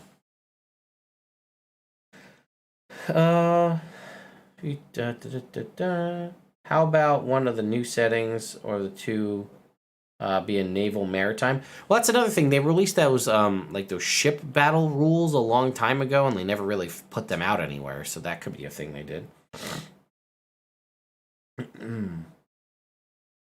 Yeah, they're not going to update the OGL. I don't think we're going to have an OGL at all come 2024. I'll save it for my Darkest Timeline video, but all my thoughts are about that, which again, I hope are not true. But what I'll say is things like Fortnite make a ton of money. Hasbro is a company that's looking to make money. So I could absolutely see the future of D&D being some sort of digital subscription with microtransactions. And that's how you get access. Like, hey, you know, you want to play D&D? 5.5e is available only in our internal source, in our own virtual tabletop system that we've created. You can't get it anywhere else. It costs X amount of money a month as a subscription. And if you want to have these premium content things, you have to pay these microtransactions to get access to, you know, whatever. I don't know if it'll be that bad, but like, let's say like, oh, you want to play a barbarian, sure, but you want to have access to the Great Axe? Well, that's 99 cents. Again, Darkest Timeline. But I wouldn't be surprised if some iteration of that shows up in the final product.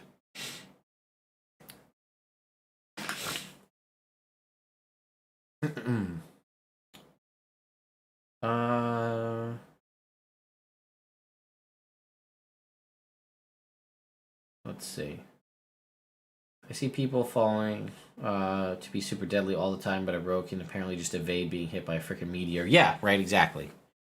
Dumb question, do I know the Dungeon Coach and his YouTube channel? I am familiar with both.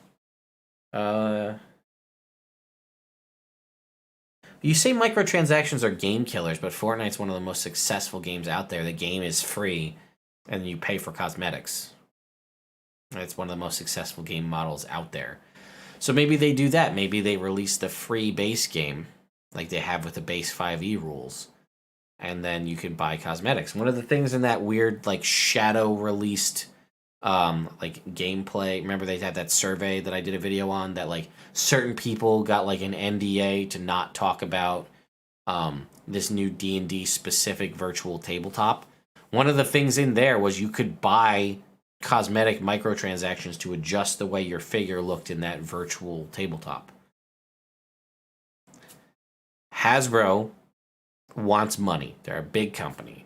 What does D&D not have a market on? The virtual tabletop scene and Kickstarter. How many multi-million-dollar Kickstarters have we seen for Dungeons & Dragons over the past 2 years? Somewhere in the range of $5 to $10 million, if not more, not including the smaller time ones. If Wizards of the Coast said there's no open game license if you want to use the newest, best content, you have to use our stuff or publish it through the DM's Guild or however they want to do it, that effectively turns that profit margin of everybody else from $5 to $10 million. They get zero. And then in theory, Wizards of the Coast would get all of that.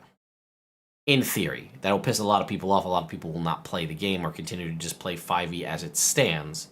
But from a purely business standpoint, if we remove things like Roll20, Fantasy Grounds, Shard Tabletop, D&D Beyond, and we make our own as the only source for it, we get all of that monthly revenue from all of those subscriptions and all those other things come directly to us. Us being WotC/Hasbro. And if we make it so that you can only publish third-party content through us via some mechanic where you maybe get a profit share and, we get most of the money, both of those things put them a corner on tapping every single successful D&D market. The only thing they wouldn't have is like homemade dice, but that's a negligible cost in the long run. But those are big chunks of money that they are not getting as the main. Other people are getting the money. Sure, there may be licensing things that they get some money, but they could get the full brunt of it if they were to do it. Again, not saying they will. That's why this is a discussion for the Darkest Timeline video. But I know people are saying they might quit. There's no way they'll do that, stuff like that. Think about it from a business perspective, where the people and the product doesn't matter, and you are just looking at numbers, money. How can you make more money? Cut out the competition and take over everything. Bring it all under your own umbrella. That's a way to make money. Just saying.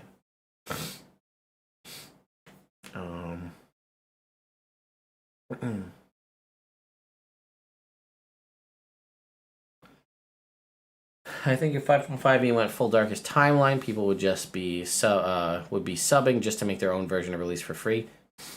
Potentially, Fortnite is free. Yeah.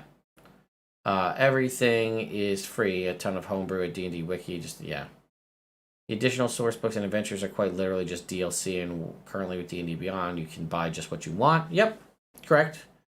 The thing that makes me think we won't see this is 4e and the creation of Pathfinder showed them that they, Yeah, I'm not saying that this is where it'll go. I'm just saying we might see some iteration of this in some form because it's a way that you can make a lot of money. Yep, you guys are keying in on it, right? It's not that far from what D&D Beyond does. You get the basic rules and can choose to buy individual subclasses or magic items a la carte. WotC starts a monopoly. Yeah, I mean, they have the ability to do that. That's the thing.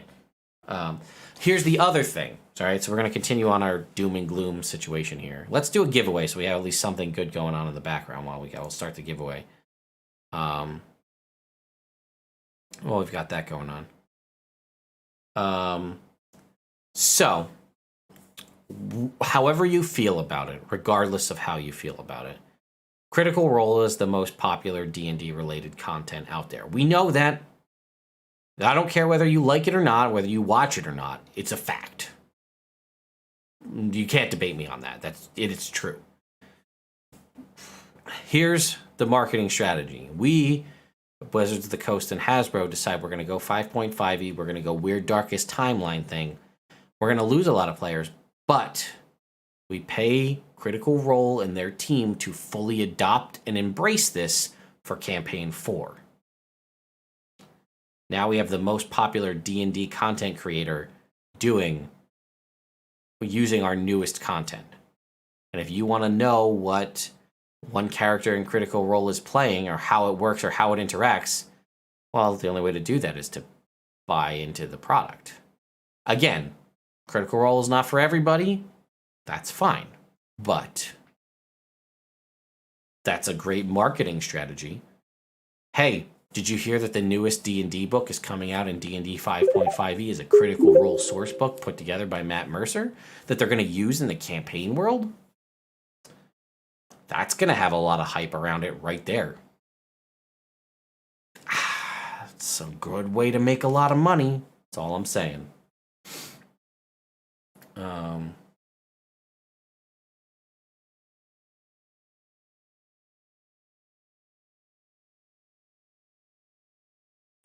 It's so common. Look what Activision Blizzard did with their modding license. If you make anything using their game editor, they own 100% of it, and you own 0 in perpetuity.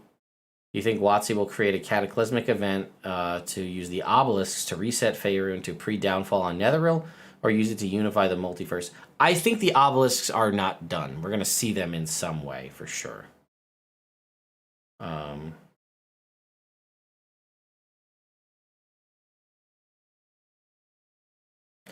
Definitely see them buying out D&D Beyond and creating their own virtual table. You know what? If they buy out D&D Beyond and use that to... Because D&D Beyond was working on a virtual tabletop. That was like one of the things in their far down the road timeline.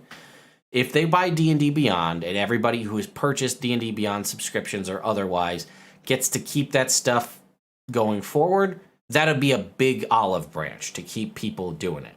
Because a lot of people are paying that subscription to D&D Beyond, and they've bought all the content in there as one of the few real sources of digital content for Wizards of, Dungeons & Dragons 5th edition. If they were to buy that out and then use that to build things out going forward, that would help ease and soften the blow to a lot of folks if they do this kind of talk that we're discussing here. Because you're not losing stuff you had. And again, remember, it's also supposed to be backwards compatible. So... Darkest Timeline is indeed Darkest Timeline, but how can this stuff be backwards compatible if it's not? So that's something we need to consider, which might debunk this entire argument, but something to consider. I don't think CR would do it personally, at least, and I think that's the case. You don't know, man. Critical Role's also a company. We talked about that too, right? I mean, they're already doing another book. They might have already, and I imagine that the Critical Role contract was a multi-book deal. Right? I can't imagine that it was. I can't imagine that they negotiated Wildmount and they negotiated this new book, and they're negotiating them one at a time. It's probably like a 5-book deal, something along those lines. That would be my guess. Maybe a 3-book deal, so there'll be another one in development after this. It's just a no-brainer on both people's parts, really. Do we ever find out why all those people left D&D Beyond? No. I don't know why. Unless they were all going to demi-plane for the purposes of they thought it was a better move. I don't know.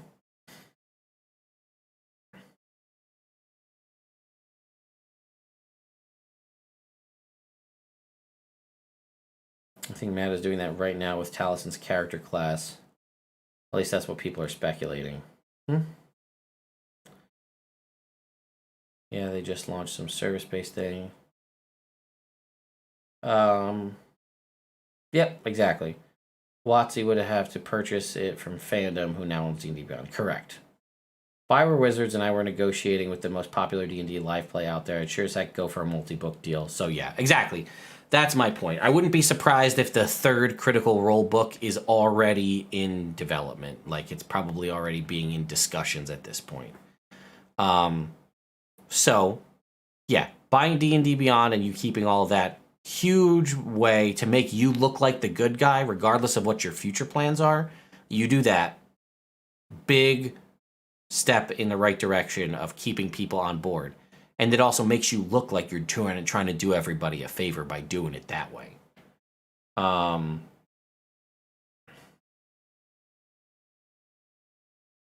So that's a thing, right? And then again, like I said, if they do some sort of new subscription-based model or whatever they end up doing in the future, then, yeah, if you can get Critical Role on board to make something for it or to use that content for the next campaign, that's your ticket. That guarantees it stays relevant no matter what. And again, maybe they won't, maybe they will, but I mean, you got WotC Hasbro money to throw millions of dollars to say, like, hey, make this happen, Well, don't worry. There's still one more, Jacob, we gave away. This is our 4th ticket. Steven, I'm going to say Lung. Steven, you are our winner of the 4th PAX 3-day badge. So we have one left to give away. So, as that I will say, Steven, please reach out to me via some form of social media or email me at nerdimmersion.com and give me your first name, your last name, and the email address that you would like to receive your badge confirmation at. and I will get you, your ticket, your 3-day badge to PAX Unplugged. We have one last one to give away, which we'll give away shortly. Yes, I already recorded a video on the Strixhaven player options. I will be uploading it to YouTube after this ends.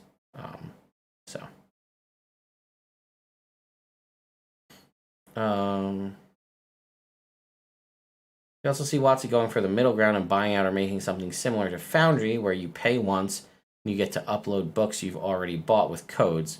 Yeah, I'm not, like I said, I hope we don't go this way, but like, the more you think about it, and maybe I'm wrong, but you think about it too, the more you think about all the stuff that I'm saying about these subscription models and these digital assets and possible microtransactions and whatnot, the more you think about it, the more it seems like you could see it happening in some form or another.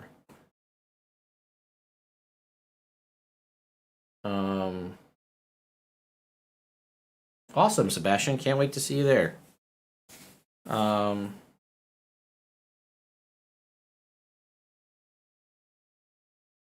It's the craziest thing I've seen recently. Well, okay, so I'll answer the craziest thing I've seen recently doing power line work. I haven't seen too much craziness because of COVID. It's kind of caught, slowed things down a little bit. So it's nothing. I haven't seen anything too crazy lately, which is a good thing. Digital subscriptions would kill local game shops hard. Yeah. I don't think WotC cares about local game stores. Honestly, they used to. That was the bread and butter. The only thing they have that they're kind of pitching a bone to local game stores is the concept of the alternative art covers.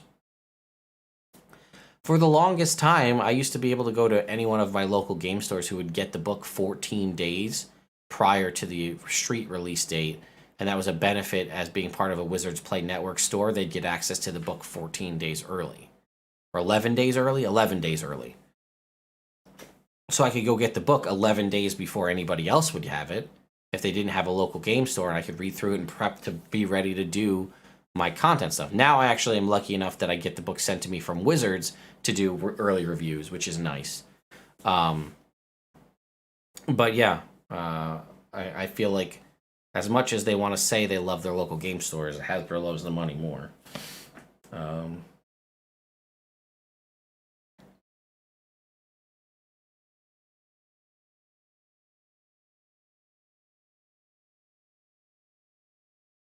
Yeah, so I think the main thing, if they were to do a subscription model with multiple transactions post that, the biggest thing would be that you need to have the full game. Not this day one update nonsense, not the half, you have the full game on the disc and some of it's locked behind a paywall. It would have to be truly new stuff if you don't want to piss people off. Yeah, I don't feel like they're going to be like, here's the base game, but you want access to Great Axe, it's 99 cents. And then you pay people to say, like, hey, go make a video. Like, you pay someone like me or someone else that does that, and they say, hey, we want you to make a video about how great this Great Axe Barbarian build is in our new D&D 5.5. And then they want people to do that. So then you say, oh, Great Axe is so good. Yeah, it's 99 cents, but if you buy it, you can make this really sick killer build. And they want people to go make that content so that people will go spend the 99 cents to buy the Great Axe. Again, I think that's the extreme option. I don't think we're going to be there. We'll probably end up in some hybrid of all the different things we've talked about. Again, this is actually really useful because it's helping me formulate my thoughts for when I make that ultimate video about it. But I think WotC will publish any other favorite settings after this failure of Skag. At this point, no, I don't think so. Well, they need local game stores for AL, yes and no.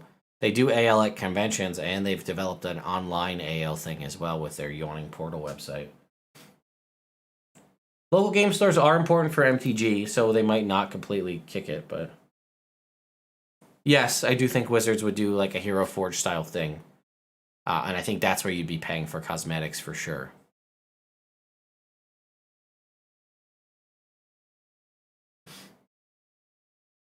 Yeah, of course, other sites, Steve. I don't have anything against Wizards of the Coast. I disagree with some of their opinions. But yeah, they're not. I'm not in their back pocket or anything. So, like getting the books for free and early, definitely. But it is what it is.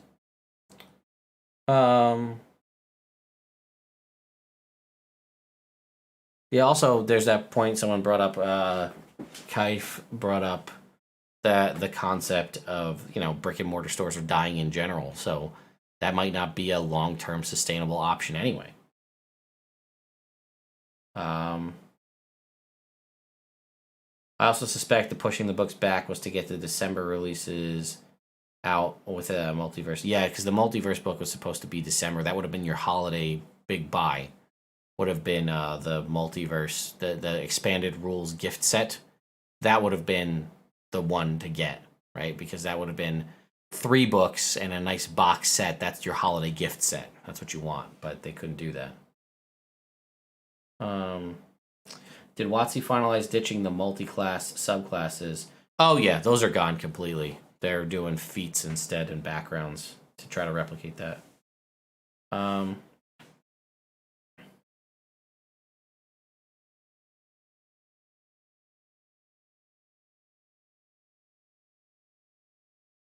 Yeah, I mean, like I said, I try to keep myself as a regular person, an everyman doing D&D content, doing YouTube, Yeah, could I do more stylized videos with more edits and jump cuts and transitions and crazy lighting and sometimes be a little more animated in my videos than I am? Yes. Absolutely yes. But I make the content the way I make it, so it's easy on me to make. And yeah, sometimes I'm really tired in these videos because it's late at night. I've had a bad day at work. Kids have been driving me, crazy after work, whatever's going on, and it's rough, right? And then, like, God forbid I want to do something for me, right? Like, I want to play a video game or read a book or watch a TV show, so I have, like, a little bit of decompression for me. Then at that point, it's already 3 o'clock in the morning, so that's just kind of how my life goes. Which is another point that if I were to do D&D content creation full time, then like maybe it would fix a portion of that and give me a little time back. I don't know.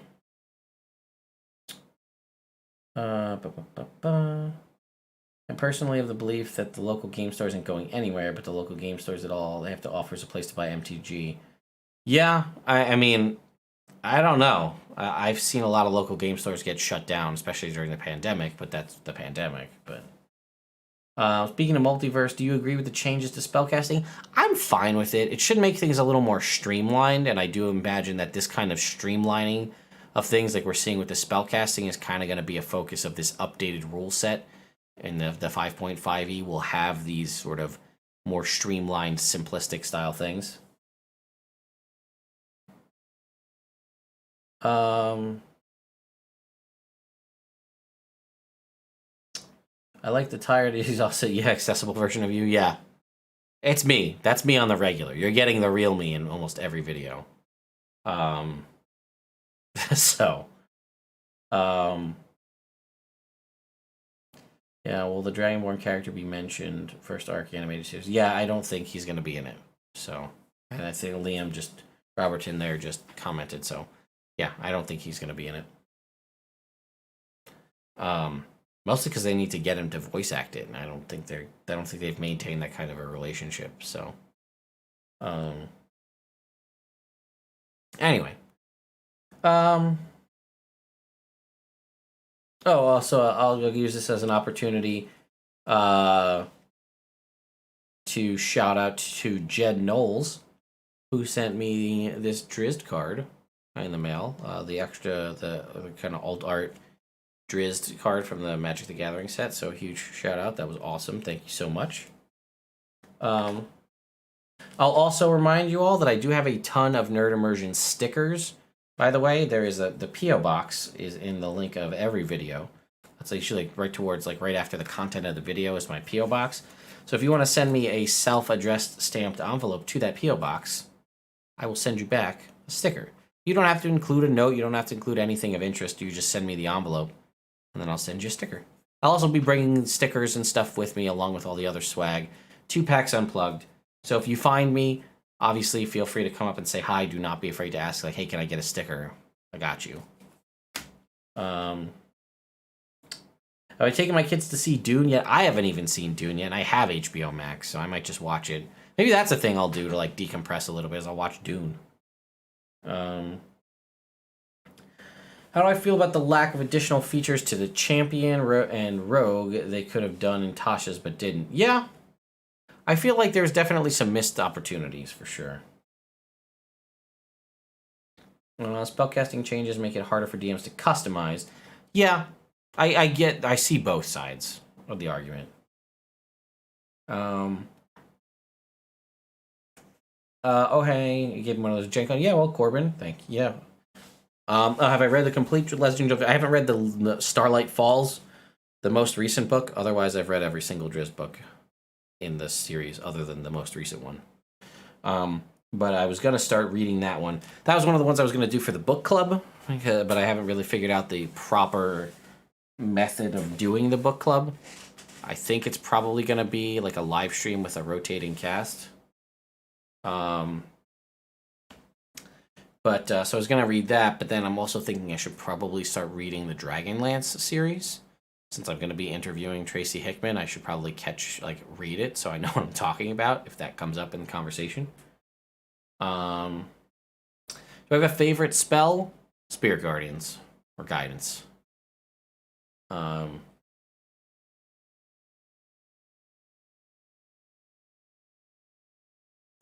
well, glad to help, Liam. Palistar, welcome to the YouTube. We got a little bit of everything, all of the time. I'm about to teach 6 new players on Sunday. I have my buddy help wrangle in a group. That's awesome. Teaching new players is always so fun. Yeah. Unrelated, I just bought myself a new TV. Pretty psyched about that. Not that you guys need to know about that, or we'll see. You'll see it eventually when I do my full tour of my space at a point. Then you get to see it. All right, last giveaway. Last badge. Starting the giveaway right now.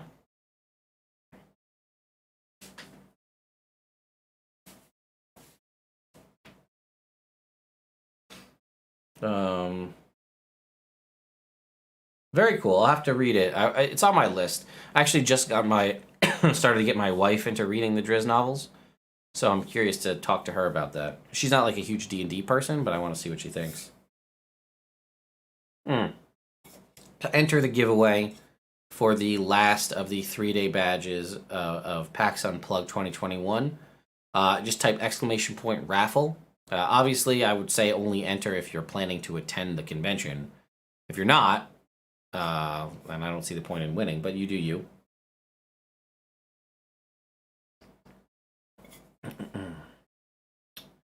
I have not read any of the Eberron novels. My knowledge of 5th edition, my knowledge of Dungeons & Dragons novels is the Brimstone Angels series and the Legend of Drizzt.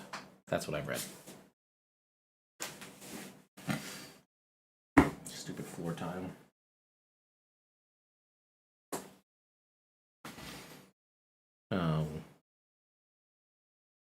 But yeah. So once this giveaway ends, I will probably give a last couple minutes for questions, so start getting them in there now, and then I'm going to probably end this stream. Mango, I'm going to say probably not, because they did the wording I got from PAX was to do was like individual winners. So I'm going to say just keep it to 1 entry per person.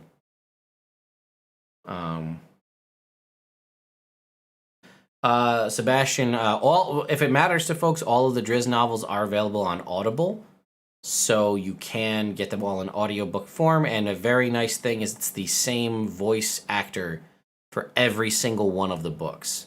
So you don't have that problem where you like a voice actor in one book and then it's somebody different and you don't like it at all anymore. it's the same person through every single Driz novel, which is awesome. What are some ideas you like for Sorcerer's Origin? I like the list we have now. As far as like, you know, other options. So I like the Phoenix one that was introduced in the Phoenix Sorcerer that was introduced in one of the Unearthed Arcanas. I actually liked all of the Unearthed Arcanas that were introduced there. I think just generic kind of elemental ones like an ice sorcerer, fire sorcerer, earth would be really cool. So like a geomancer, maybe some sort of earth elemental based sorcerer would be pretty neat. We don't have do we not have a fiend origin sorcerer? We don't really, right? Some sort of fiend, a devil or a demon. That seems like a decent one.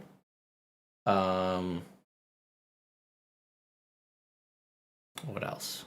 That's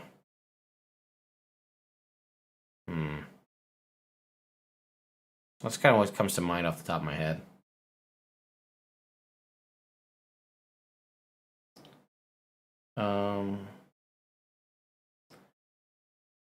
The Dragonlance books, the Twins trilogy, the original trilogy is just a story of the party.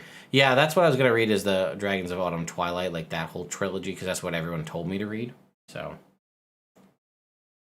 the D20 lights I got in the background from Amazon, honestly.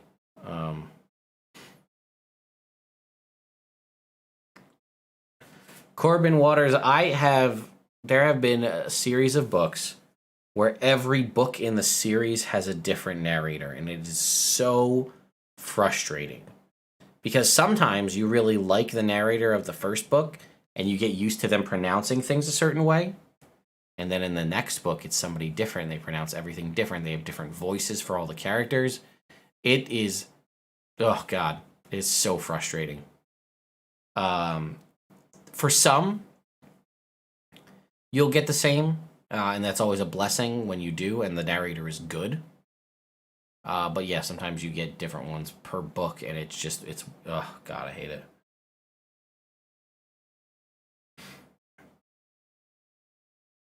Oh, thank you, John. I appreciate it. Thank you for saying your kind words. I do appreciate them.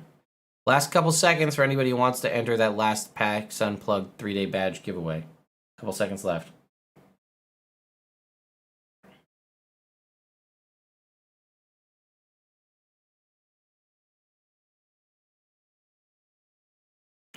So stuff that I can speak to, I think specifically is like not Percy Jackson, but like the Heroes of Olympus series of like Rick Riordan's books. So it's like the second series after Percy Jackson. I think every one of those books has a different narrator. Pretty sure.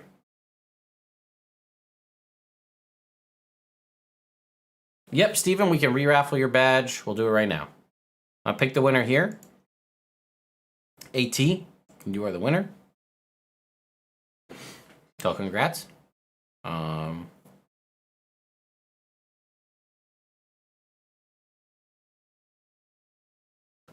Yeah, I think there were like 3 books that I just didn't listen to and I didn't miss it. I think the Orc King, there was 2 other ones in a similar thing, and I just didn't listen to them because they didn't have Victor Bavine, and I haven't felt like I missed any of the storyline.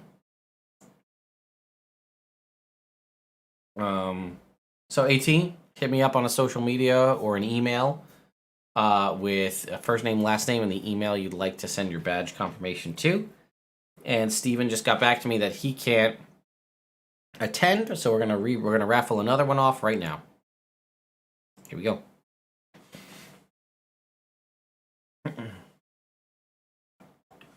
Yeah, the American Gods audiobook was really good because it also had different voices, actors for each character, which is pretty cool.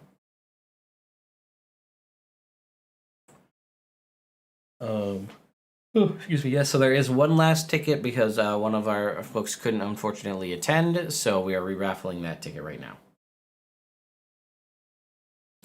Have I seen Crap Guide to D&D? I've seen that it exists. I have not watched them. Yeah, the lack of plant-based anything for any classes is kind of a disappointment, being honest. So.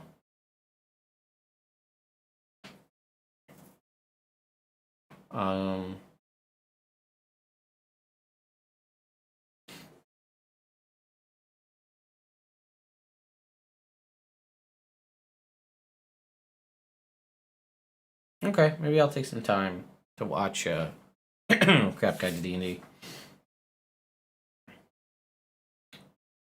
Any recommendations or resources to learn more about the upper planes? I would look at the old manual of the planes and like the planar handbook from like 3.5 and from like 2nd edition, or look up YouTube videos from like AJ Pickett, Mr. Rex, or Jordan about like the upper planes, Mount Celestia.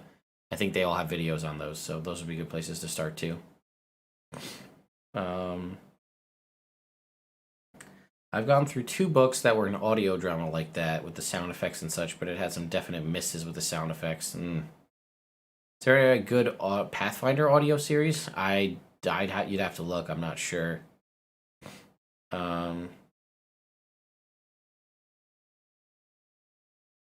Yeah, the American Gods one was well done.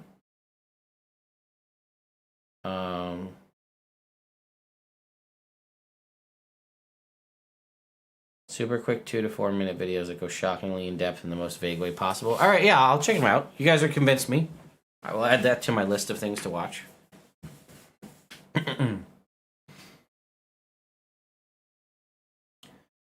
All right, we got about 2 minutes, 30 seconds left on this giveaway. And like I said, after that, we will bring this to a close. Let's see. I'm trying to see if I have any other recommendations.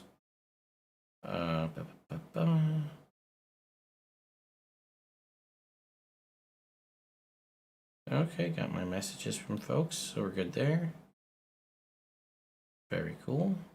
All right. If you could have one older campaign module from previous editions remade for 5th, so probably any of the Vecna related modules from 2nd edition. Again, because like I had mentioned earlier, when I started playing 3.5 until 5th edition, I didn't really know the concept of pre-written campaigns. I didn't know those existed. I always thought you had to just make up your own campaign world, which is what I did all the time when I played 3.5. So yeah. But I know of like Die Vecna Die and all those, so I think that would be fun. What feats would you recommend for an Order of Scribes wizard?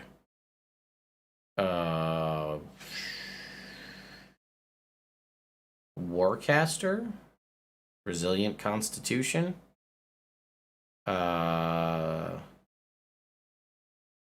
Maybe Alert is always good. Maybe one of like the Fey Touch, Shadow Touch spells, depending on what stats you've got. Something like that. Just check the dates. You'll have to make a reroll. Okay. All right. Well, we're gonna have another. You got this one's gonna end. We're gonna pick another winner after that. Thank you, AT, for getting back.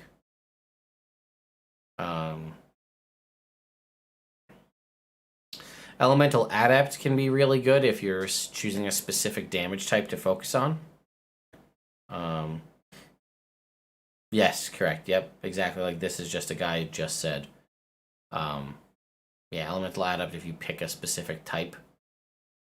I was quite grateful when I first discovered pre-written modules and campaigns. I feel like I'm a decent DM, but I have all the stories, sales. Yeah, so yeah, there's nothing wrong with running pre-written campaigns or using them as a guide, a basis, a skeleton for your adventure, or just running them as they're written.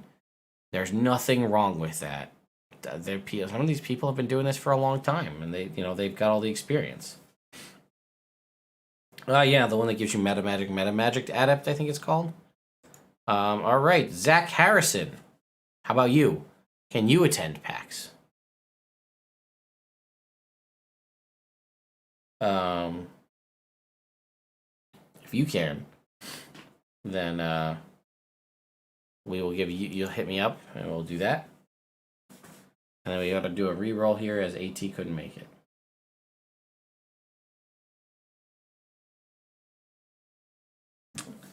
Favorite 5e module? Again, that's tricky.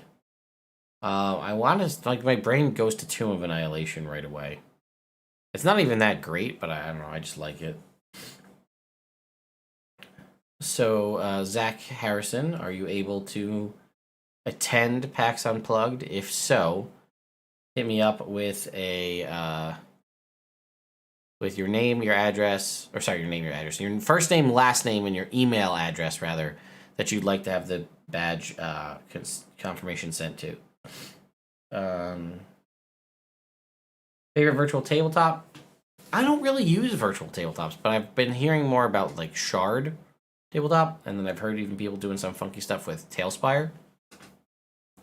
So I'd like to check those out. Right. Well, I'm going to complete. And then I'm going to run my last giveaway here as the reroll. Here we go. Another giveaway opening up for AT's tickets. So Zach Harrison, feel free to hit me up on a social media or via email at nerdimmersion.com. And I will get you your ticket to PAX Unplugged. And then we have our last giveaway here for anybody who'd like to attend and get a free 3-day badge to PAX Unplugged, which is an MSRP value of around $75.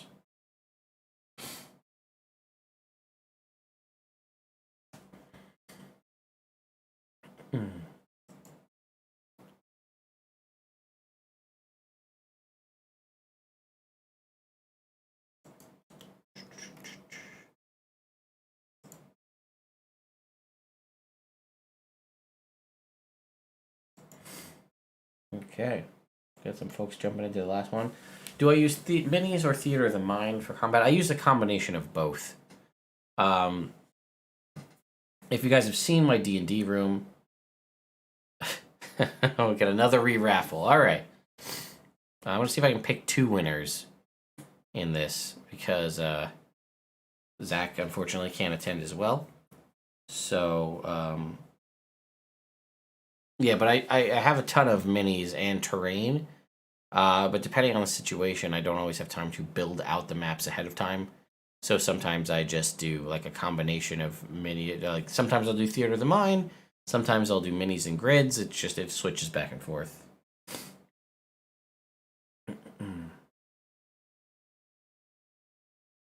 All right.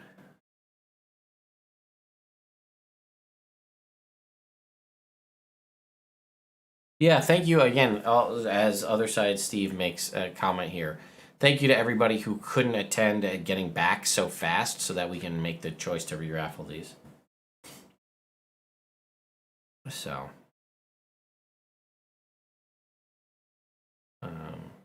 right, we got 2 minutes and 30 seconds from this one.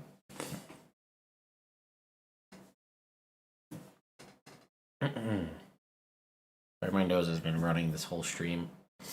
I need to get a... No, I want to go blow my nose real quick. I'll be right back. I'll let the giveaway finish running.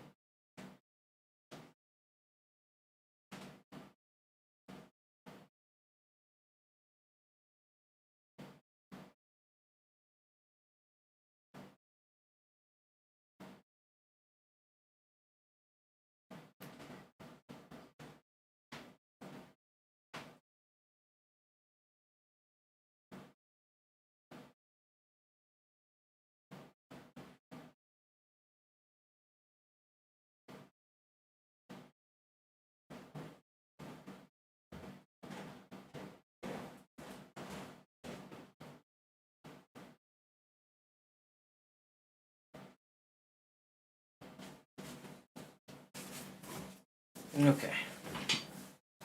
1 minute 24 seconds. I caught it. It ran away, but I got it.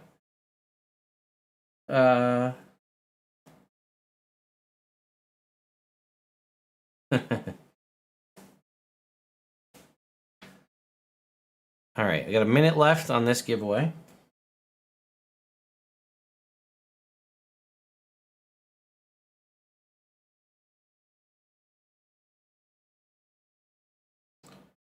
Am I going to stream / upload playthroughs of Baldur's Gate 3? Yeah, when the full game is released. So I have been... So I played a lot of Baldur's Gate 3 when it first came out. I tried a bunch of different classes. I played through it all myself. I played through it again with my friends for the show we did. You know, I reached out to the folks from Baldur's Gate, and the team sent me like a code so we could all run it together.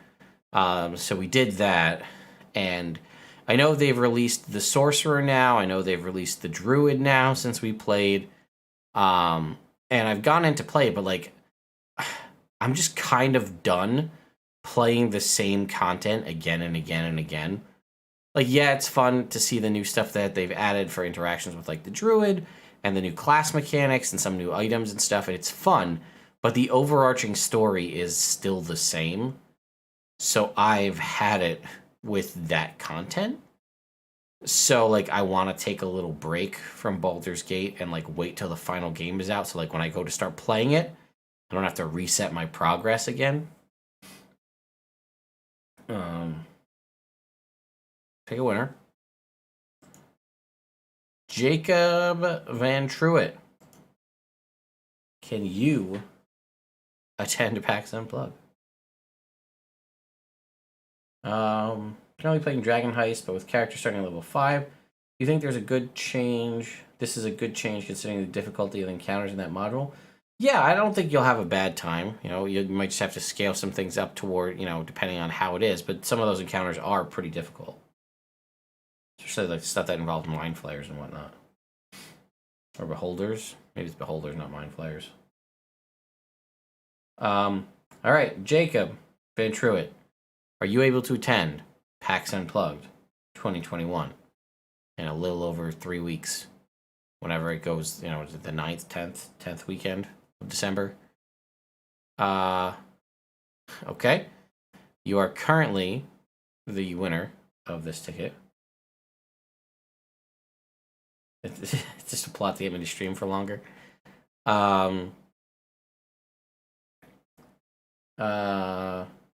Well, we've got one more to give away after this. So, let's see. Can I pick another winner? So let me do that. Oh, it does. Okay, I've been doing this wrong the whole time. Tcox33. You are also a winner. I've just chosen your name.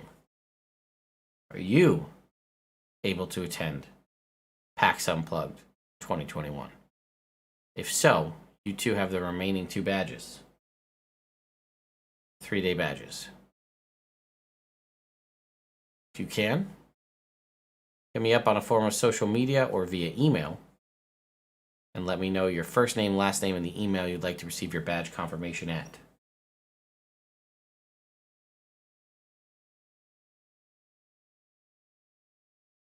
I wait your response. Okay, Tcox, what you got? Can you attend?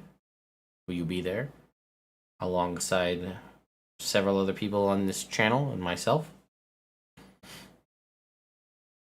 Or will I be re-raffling again? Do you... I paint them when I can. It does require COVID shots, COVID vaccinations as a requirement for PAX Unplugged. Proof of vaccination is required. Okay. Tcox, hit me up in a form of social media, Discord, Twitter, or email. First name, last name. Email you would like to see your badge confirmation at.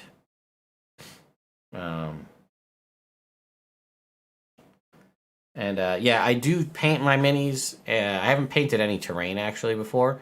I paint my minis, but I haven't had time to paint minis in months. That would be another thing that I would get to do if I was doing D&D content full-time as my job. I would have time to, like, paint minis, like, just for fun. I could turn it into a stream, but I'm a horrible painter, so... I am going to PAX Unplugged, hence me giving away my, my stuff. Giving away these badges, so... okay. Well, that's it, folks. I think we're good. Jacob, you let me know what you got via social media. You said you had to check with your boss.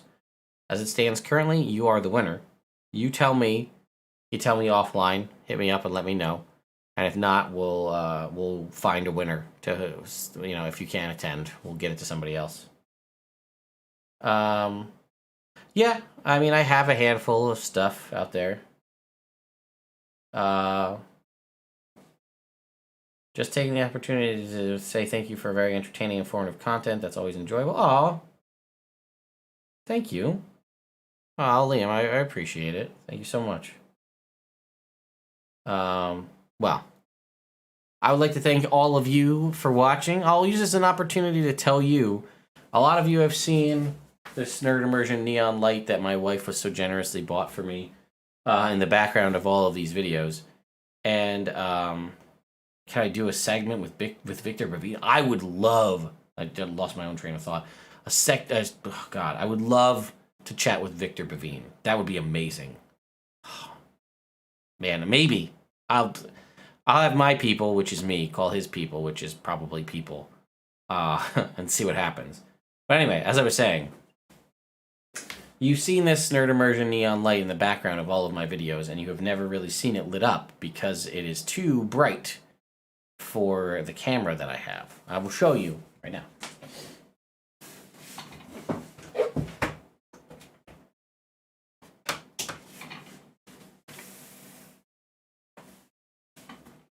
Maybe.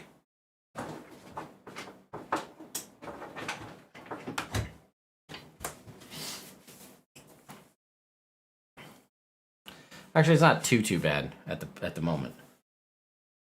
But you can see it kind of like the Nerd Immersion is sort of like washed out because, or I'll just hide it with my head. And the top is kind of cut off up here.